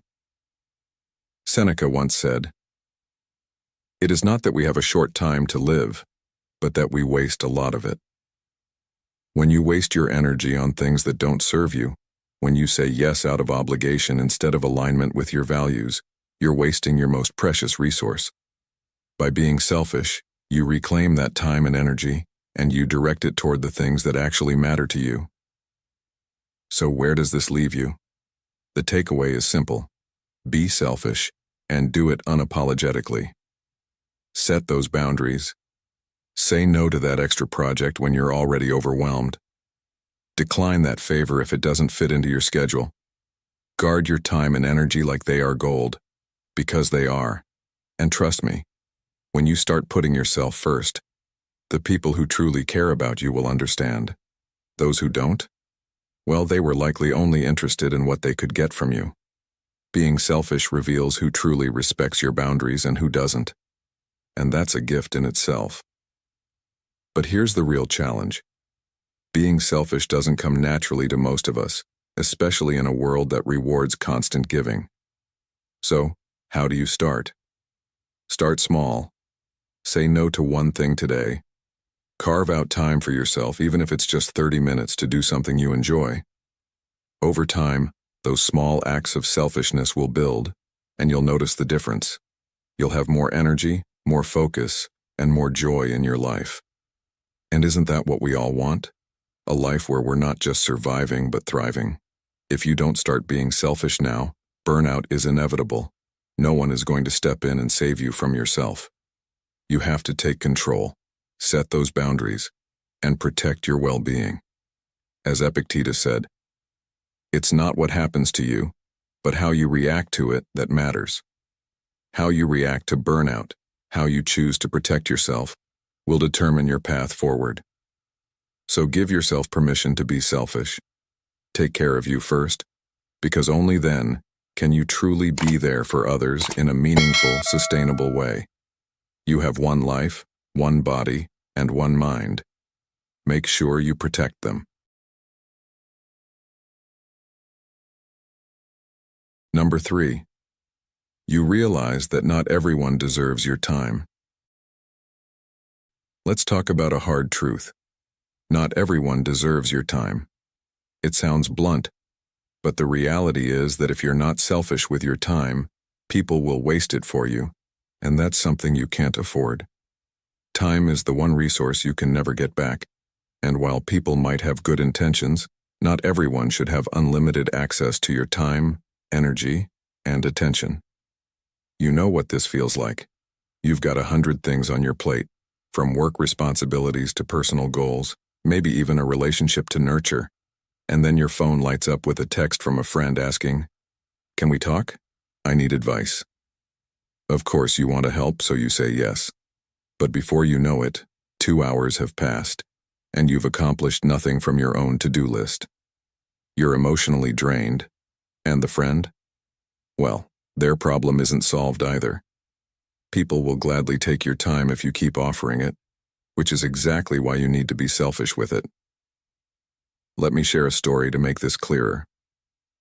A couple of years ago, I had a friend. Let's call her Sarah. Sarah was a wonderful person, but she always needed something from me: advice, emotional support, help with projects. I was her go-to person for everything, and in the beginning, I didn't mind. After all, we were friends, right? But over time, I began to notice something. It was a one-way street. She would vent about her problems for hours, but when I needed someone to lean on, I got nothing but silence. I was giving her my time, but there was no reciprocity. And it wasn't just with Sarah. This pattern was repeating itself with other people in my life too. One day, after yet another draining conversation where Sarah unloaded all her problems, and I felt emotionally wiped out, I had a moment of clarity. Not everyone deserves my time. It felt harsh, but it was the truth. Being selfish with my time wasn't about shutting people out. It was about realizing that just because someone asks for my time doesn't mean they're entitled to it. I needed to be selective, to decide who gets a slice of my time pie, because not everyone is worthy of it. And frankly, not everyone will appreciate it the way I deserve. This is where the deeper message comes in. Your time is your most valuable asset, and once you give it away, it's gone forever. So why do we treat it like it's endless? Being selfish with your time isn't just smart, it's essential. Time is like a limited currency, and not everyone should have access to spend it. Think about how many times people have asked you for a quick favor that turned into a whole afternoon of effort, or a just need to talk text that spiraled into a therapy session you never signed up for. It's great to be there for others, but it's equally important to ask yourself, is this person giving back what I'm putting in? If the answer is no, then maybe it's time to reconsider how much of your time they get. Here's something controversial. Being selfish with your time doesn't make you a bad person. It makes you someone who values yourself. People might not like it when you start saying no or setting boundaries, but guess what? That's their problem, not yours. When I started to limit my availability and said things like, "Sorry, I can't talk right now," or "I'm focusing on my own thing at the moment," I was amazed at the reactions. Some people got mad, others just drifted away. And you know what I realized? The people who truly cared about me respected my time and boundaries. The ones who didn't? Well, they never really cared in the first place. They just liked the convenience of me always being there. Let me tell you another story. Once I started being more selfish with my time, something incredible happened. I suddenly had time for the things that actually mattered to me. I was able to focus on my own goals, pursue my hobbies, and work on personal growth. And here's the kicker. I was so much happier. My days weren't filled with constant demands from other people. Instead, I was filling my time with activities and relationships that energized me. This is the beauty of being selfish. You get to choose where your time goes, and by doing that, you regain control of your life. Here's the deeper truth. The people who deserve your time are the ones who respect it. When you start being more selective with who gets your time, You'll notice that your relationships improve. You'll have fewer shallow, draining interactions and more meaningful, deeper connections with people who truly value you and what you bring into their lives. And guess what? You'll start valuing yourself more too. Protecting your time isn't just about keeping your schedule clear. It's about guarding your energy, your mental well-being, and your self-worth. The reality is that you can't be available to everyone and still be available to yourself. When you stop handing out your time like it's free candy, you start to see who's really there for you and who's just taking advantage of your generosity. Some people will call you selfish, but that's because they're used to benefiting from your lack of boundaries. When you finally set those limits, they'll have to find someone else to drain, and that's no longer your problem. So here's the takeaway.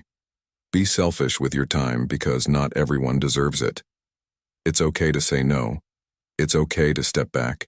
And it's definitely okay to prioritize yourself. At the end of the day, your time is the most valuable resource you have, so make sure it's spent on people and things that genuinely matter to you. This is the essence of Stoic philosophy, protecting what you can control and not letting external demands rob you of your peace. As Seneca wisely said, "It is not that we have a short time to live, but that we waste a lot of it. So don't waste yours." Number 4. People respect boundaries when you set them. Let's talk about something that a lot of people shy away from: boundaries. Setting boundaries is one of the most important things you can do for yourself, yet it's often seen as uncomfortable or even selfish. But here's the truth. Boundaries are not just some fluffy self-help concept. They're essential for living a balanced, fulfilling life. And here's the best part. People actually respect boundaries when you set them. It might seem surprising, but once you clearly define what you will and won't accept in your life, you'll notice a shift in how others treat you. The key is that you must be the one to enforce your own boundaries because no one else will do it for you. If you don't, you're essentially giving everyone permission to walk all over you. And trust me, that's a disaster waiting to happen. One of the hardest things to learn is that you have to be firm about your boundaries. People won't always know where the line is unless you tell them. We've been conditioned to believe that being agreeable and accommodating is the right way to behave. But let's face it, being a pushover will only lead to burnout and frustration. Take it from me, I learned this the hard way. A few years ago, I was working in a job where my boss had a bad habit of dropping last-minute projects on my desk, expecting them to be completed instantly. Initially, I went along with it, thinking that saying no would make me seem uncooperative. I didn't want to rock the boat. But as time went on, I found myself overwhelmed, staying late at the office and completely neglecting my personal life. I was constantly stressed out, but here's the kicker. My boss had no idea I was struggling. Why? Because I hadn't spoken up. I was silently hoping someone would realize that I was drowning in work. Spoiler alert, no one did. It wasn't until one particularly brutal week, where I worked through the weekend to meet an unreasonable deadline, that I finally snapped.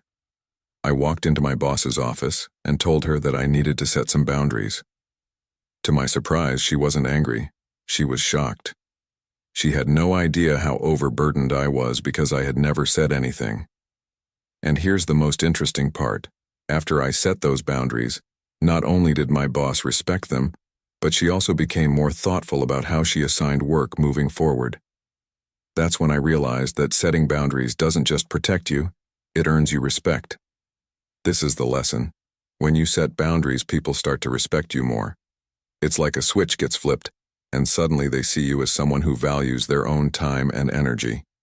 After that experience, I found that not only did I earn more respect from my boss, but even my colleagues started coming to me for advice on how to set their own boundaries. It was eye-opening to see that others had been waiting for someone to show them that it's okay to say no. It's okay to protect your time. In fact, by doing so, you give others permission to do the same. Now, let's be honest. Setting boundaries isn't always going to be easy. Some people might push back, and others might not like the fact that you're no longer the person they can always count on to say yes. I remember one of my close friends getting upset when I told her I couldn't drop everything to help her anymore. She accused me of being selfish, and for a moment, I felt guilty. But then I realized that prioritizing my own needs wasn't selfish. It was necessary. Some people will get uncomfortable when you start taking care of yourself, and that's okay. Discomfort is part of growth. And once you get comfortable with setting your boundaries, you'll notice something interesting. It becomes contagious. Here's the ripple effect. When you set boundaries, you encourage others to do the same. One of my colleagues saw how I handled my workload after setting boundaries and decided to start saying no to extra meetings that weren't necessary. Soon, others followed suit, and before long we had created a work culture where people respected each other's time and energy. Who knew that by standing my ground, I could positively impact the entire office environment? But here's the key. You have to be consistent. It's one thing to set a boundary, but if you don't enforce it, those boundaries won't mean anything. I made this mistake early on. After setting my boundaries, I sometimes slipped back into old habits, saying yes to things I should have turned down. And each time I did, I noticed the respect I had gained started to fade. People began to push those boundaries again, thinking they weren't real. The lesson? You have to stay firm. When I reset my boundaries and consistently enforced them, the respect returned stronger than ever. The takeaway here is simple. Setting boundaries is a form of self-respect, and when you respect yourself, others will respect you too. So, the next time you feel guilty about setting boundaries, remind yourself that you're not just doing it for yourself. You're doing it for the people around you too. You're showing them how to treat you and modeling a behavior that can help create healthier, more balanced relationships. It's a win-win situation. Setting boundaries is not just about saying no to things you don't want. It's about saying yes to the things that matter most to you.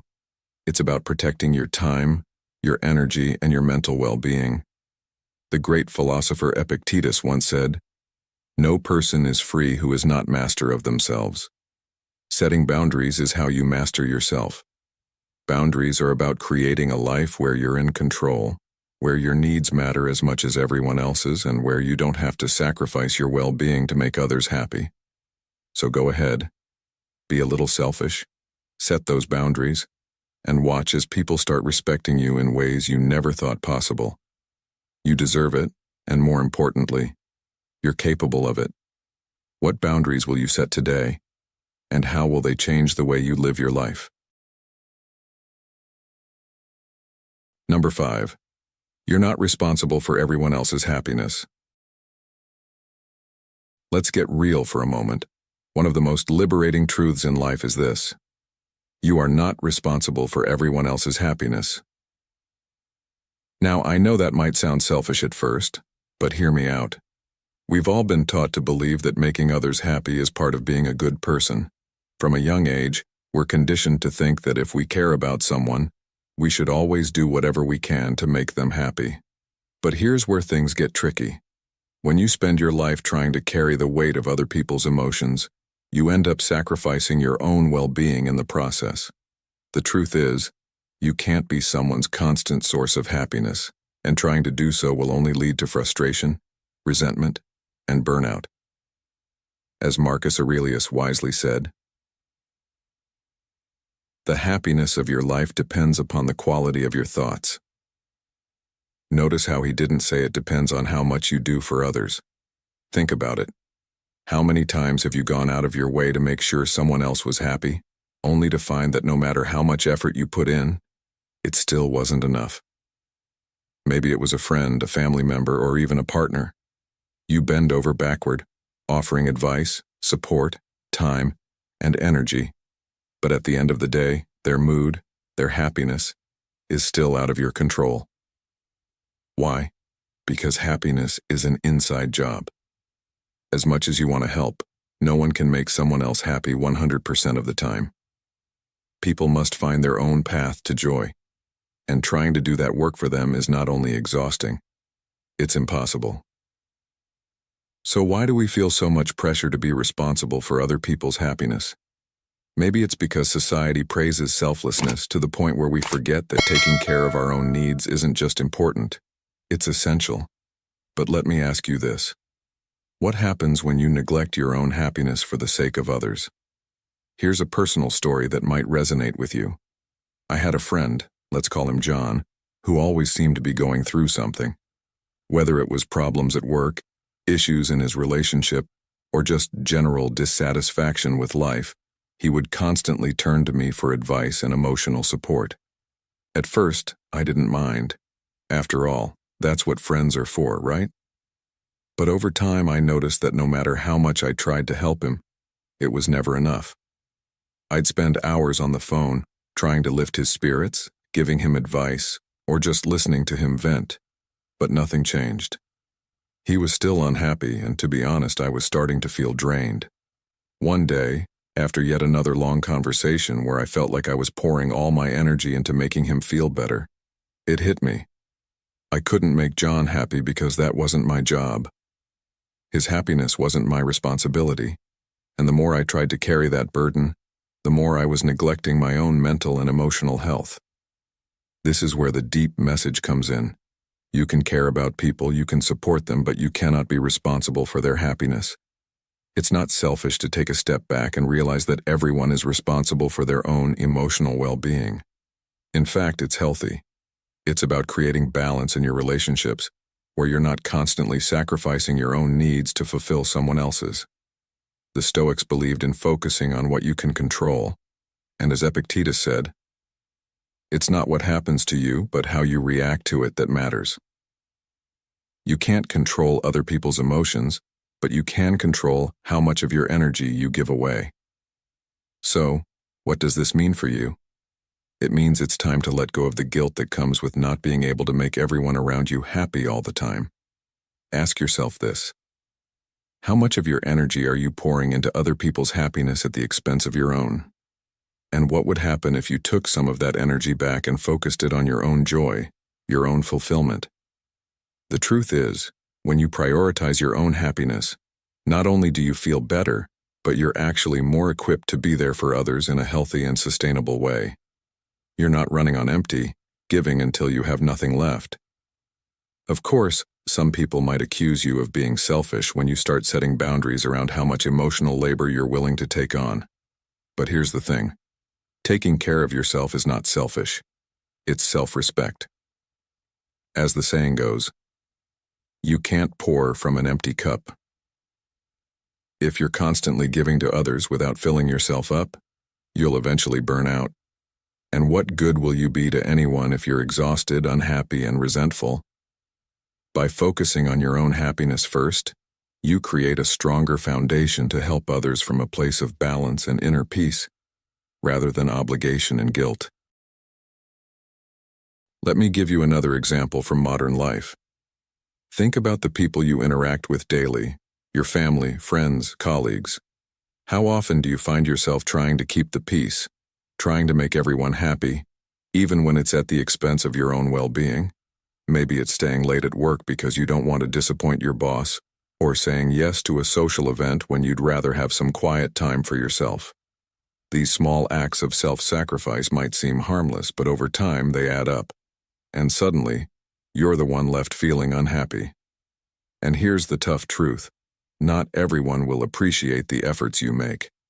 Some people will take advantage of your kindness, expecting you to always be there to lift them up but rarely returning the favor. This is why it's so important to set boundaries and remember that you are not responsible for making everyone else happy. Here's the big takeaway. By accepting that you're not responsible for other people's happiness, you free yourself from the constant pressure of trying to fix everyone's problems. You can show up in your relationships as a stronger, more grounded version of yourself, without the burden of carrying someone else's emotional baggage. As a result, you'll have more energy to focus on the things that bring you joy, and your relationships will be healthier because they're built on mutual respect, not one-sided sacrifice. So the next time you feel guilty for not being able to make someone else happy, remind yourself that your first responsibility is to your own well-being. As the Stoics taught, true freedom comes from focusing on what you can control, your thoughts, your actions, and your happiness. Everything else is outside your control, and that includes other people's emotions. So, ask yourself, what would your life look like if you stopped trying to make everyone else happy and focused on your own happiness instead? It's time to let go of the guilt, set those boundaries, and take back control of your life. After all, as Seneca said, as long as you live, keep learning how to live.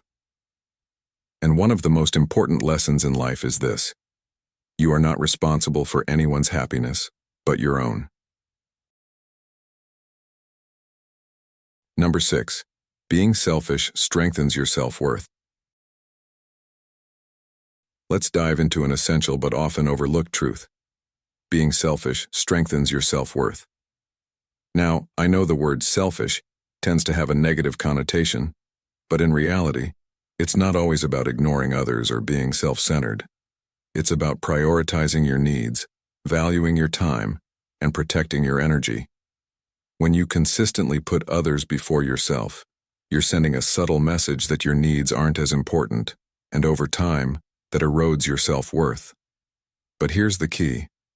When you start putting yourself first, when you allow yourself to say no to things that don't serve you, you send a powerful message. I am valuable, and my needs matter too. As Epictetus, the great Stoic philosopher, once said, "No man is free who is not master of himself." This quote reminds us that true freedom comes from taking control of our lives, including how we value ourselves.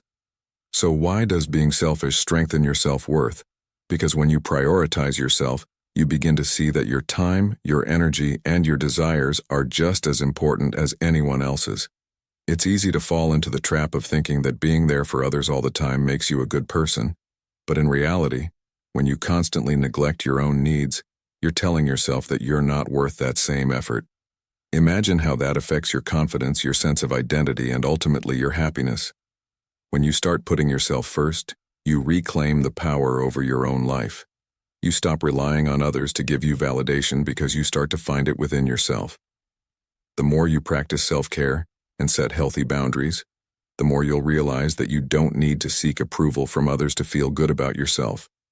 You have the power to do that on your own. And here's the thing. Being selfish in this way isn't about being unkind or inconsiderate. It's about respecting yourself enough to know when to say no. It's about recognizing when something or someone is draining your energy and deciding to step back. This kind of selfishness is self-respect. It allows you to show up for yourself so that when you do show up for others, you're doing it from a place of abundance, not exhaustion. But the first step is recognizing that you deserve to take care of yourself. Let me ask you, when was the last time you made a decision that was solely for your own well-being without feeling guilty about it? When you start being selfish in this healthy way, you'll notice that your confidence grows. You begin to see your worth, not in how much you do for others, but in how much you value yourself. This shift in mindset is crucial because self-worth isn't something you get from external sources. It's built from within. The more you prioritize your own needs, the stronger your self-worth becomes. You begin to set higher standards for how others treat you because you've already set high standards for yourself. And guess what? People respect that. They start to see that you're not someone who can be easily taken advantage of or overlooked. They see that you value yourself, and in turn, they value you more. There's a famous quote by Dr. Seuss that says, "Those who mind don't matter, and those who matter don't mind." This perfectly illustrates what happens when you start setting boundaries and prioritizing yourself. The people who truly care about you will respect your decisions, while those who are only interested in what they can get from you will fall away. And honestly, isn't that a good thing? Do you really want to be surrounded by people who only value you when you're serving their needs? Or would you rather have relationships where both parties respect and value each other's time, energy, and boundaries? Now, let's talk about the long-term benefits of being selfish in this way. Not only does it improve your self-worth, but it also brings clarity to your life. When you're constantly putting yourself last, it's easy to lose sight of your own goals, dreams, and ambitions. But when you start to prioritize yourself, you gain a clearer sense of direction. You start to focus on what truly matters to you. You realize that your time and energy are limited resources, and it's up to you to decide how to use them wisely. This clarity leads to more intentional living, where you're no longer just going through the motions, but actively creating a life that aligns with your values and desires.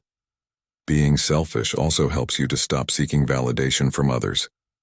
How many times have you done something you didn't want to do, simply because you thought it would make someone else happy, or you feared their disapproval? When you start putting yourself first, you stop caring so much about what others think. You begin to realize that their opinion of you doesn't define your worth. You do. This is incredibly freeing because it allows you to live authentically. You stop bending over backward to meet other people's expectations, and you start living according to your own. But let me warn you, when you start prioritizing yourself, not everyone will be happy about it. Some people may call you selfish in a negative way. They may accuse you of not caring or of being too focused on yourself. But as Marcus Aurelius said, the opinion of 10,000 men is of no value if none of them know anything about the subject. In other words, what others think of your decision to prioritize your well-being is irrelevant, especially if they don't understand the value of self-respect. At the end of the day, the only opinion that matters is yours. So don't let the fear of judgment stop you from doing what's right for you. Being selfish strengthens your self-worth by teaching you to prioritize yourself, respect your time, and set boundaries that protect your energy. It's not about being inconsiderate, it's about acknowledging that you deserve to be a priority in your own life. When you do this, you build a sense of confidence and self-respect that no one can take away.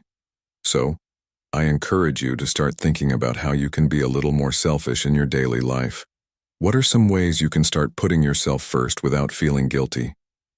Share your thoughts in the comments below, and remember, as the Stoics believed, true happiness comes from within. So make sure you're taking care of yourself. Number 7. Being selfish helps you achieve your goals. Let's talk about why being selfish helps you achieve your goals. Now, I know the word selfish can make people uncomfortable, but we need to flip that idea on its head. Being selfish in the context of Stoic philosophy isn't about ignoring others or being self-absorbed. It's about focusing on your own path, your own goals, and ensuring you're not losing yourself in the expectations or demands of others. Think about it. How often do you find yourself putting off your own priorities because you're helping someone else, or saying yes to things that don't serve you? The reality is, the more you allow your time and energy to be consumed by others, the further you drift from what's important to you. As Seneca, the Stoic philosopher, wisely said, "It is not that we have a short time to live, but that we waste a lot of it." So why is it so important to be selfish with your time and focus? Because when you're not, you risk scattering your energy across countless distractions. Modern life is full of demands from every direction: work, family, friends, social obligations, and it's all too easy to get caught up in the needs of others while neglecting your own. You might tell yourself, "I'll focus on my goals tomorrow," but tomorrow turns into next week, and before you know it, years have passed, and you're no closer to where you want to be. Being selfish means saying no to the things that pull you away from your path. It means having the courage to prioritize what truly matters to you and not feeling guilty about it. Let me share a story that might hit home. A close friend of mine, let's call her Lisa, had always been the type to put everyone else's needs ahead of her own. She was the go-to person at work, the one who would take on extra projects, help co-workers with their tasks, and never say no. Outside of work, she was just as accommodating, always helping friends with favors, never missing a family event, and being the reliable person everyone could count on. But the problem was, Lisa had her own dreams. She wanted to start a small business, something she had been passionate about for years. Yet every time she planned to sit down and work on it, something would come up: a work emergency, a friend in need, a family commitment. Slowly, she realized that if she kept saying yes to everything else, she would never say yes to herself. It wasn't until Lisa hit a breaking point, completely exhausted and frustrated, that she decided to make a change. She began to say no, not in a rude or abrupt way, but with the understanding that her time was valuable and she deserved to use it for things that aligned with her goals. And guess what? Within months of focusing on herself, she launched her business. She felt a sense of fulfillment that she hadn't experienced in years, all because she made the decision to be a little selfish with her time. Now think about your own life. How many times have you postponed your own dreams or goals because you were too busy fulfilling someone else's? What could you achieve if you took back some of that time for yourself? Being selfish with your time is not just about saying no to others. It's about saying yes to the things that will move you forward. When you begin to protect your time, you create space for clarity and focus. You're no longer constantly reacting to external demands, but instead, you're proactively working toward your personal goals. Whether it's advancing in your career, improving your health, or developing a new skill, you need to carve out the time to work on these things, and that often requires being selfish. Ask yourself, what's more important, the fleeting satisfaction of pleasing others, or the long-term fulfillment of achieving your own dreams? Another reason why being selfish is critical to achieving your goals is that it teaches you discipline. When you set boundaries and focus on your priorities, you develop a stronger sense of self-discipline, which is essential for success. You start to realize that your goals won't achieve themselves. They require consistent effort and attention. And the more disciplined you become in guarding your time and energy, the more progress you make. It's like working out at the gym. You can't expect to see results if you're only sporadically showing up. Success in any area of life requires showing up for yourself regularly, and that starts with being selfish enough to protect the time you need to make progress. But here's something important to remember. Being selfish doesn't mean you're abandoning everyone else or neglecting your relationships. It's about balance. You can still support your loved ones and be there for your friends, but you do it on your own terms.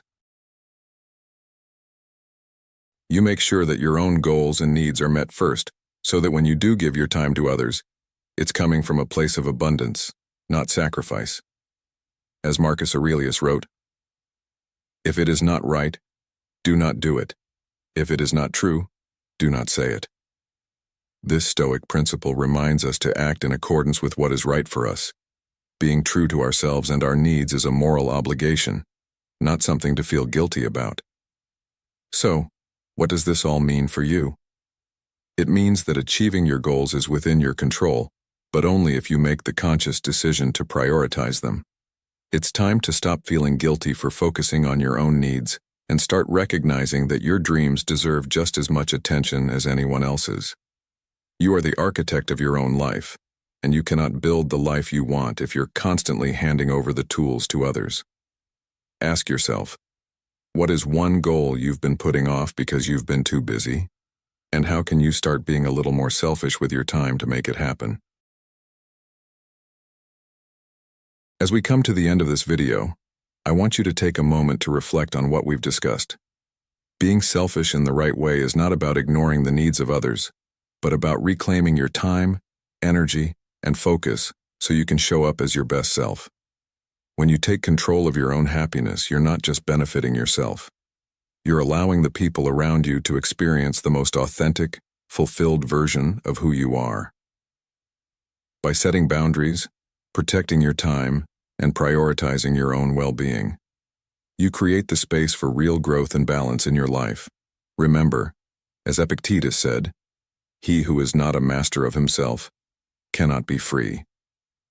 That freedom begins when you decide to take charge of your own life and stop feeling responsible for everyone else's happiness.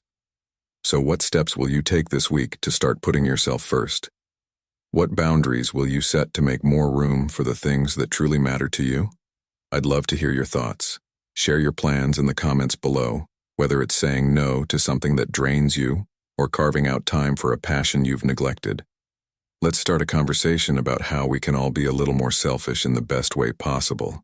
And if this video made you think differently about your life, or if it stirred something inside you, don't forget to hit the like button and subscribe to Stoic in Your Life. for more thought-provoking discussions like this. Life is too short to live on someone else's terms, and your dreams, your mental health, and your goals matter more than you might think. Prioritize them because when you take care of yourself, everything else falls into place. Thanks for watching, and remember, self-care isn't selfish, it's the foundation of a life well lived. See you next time.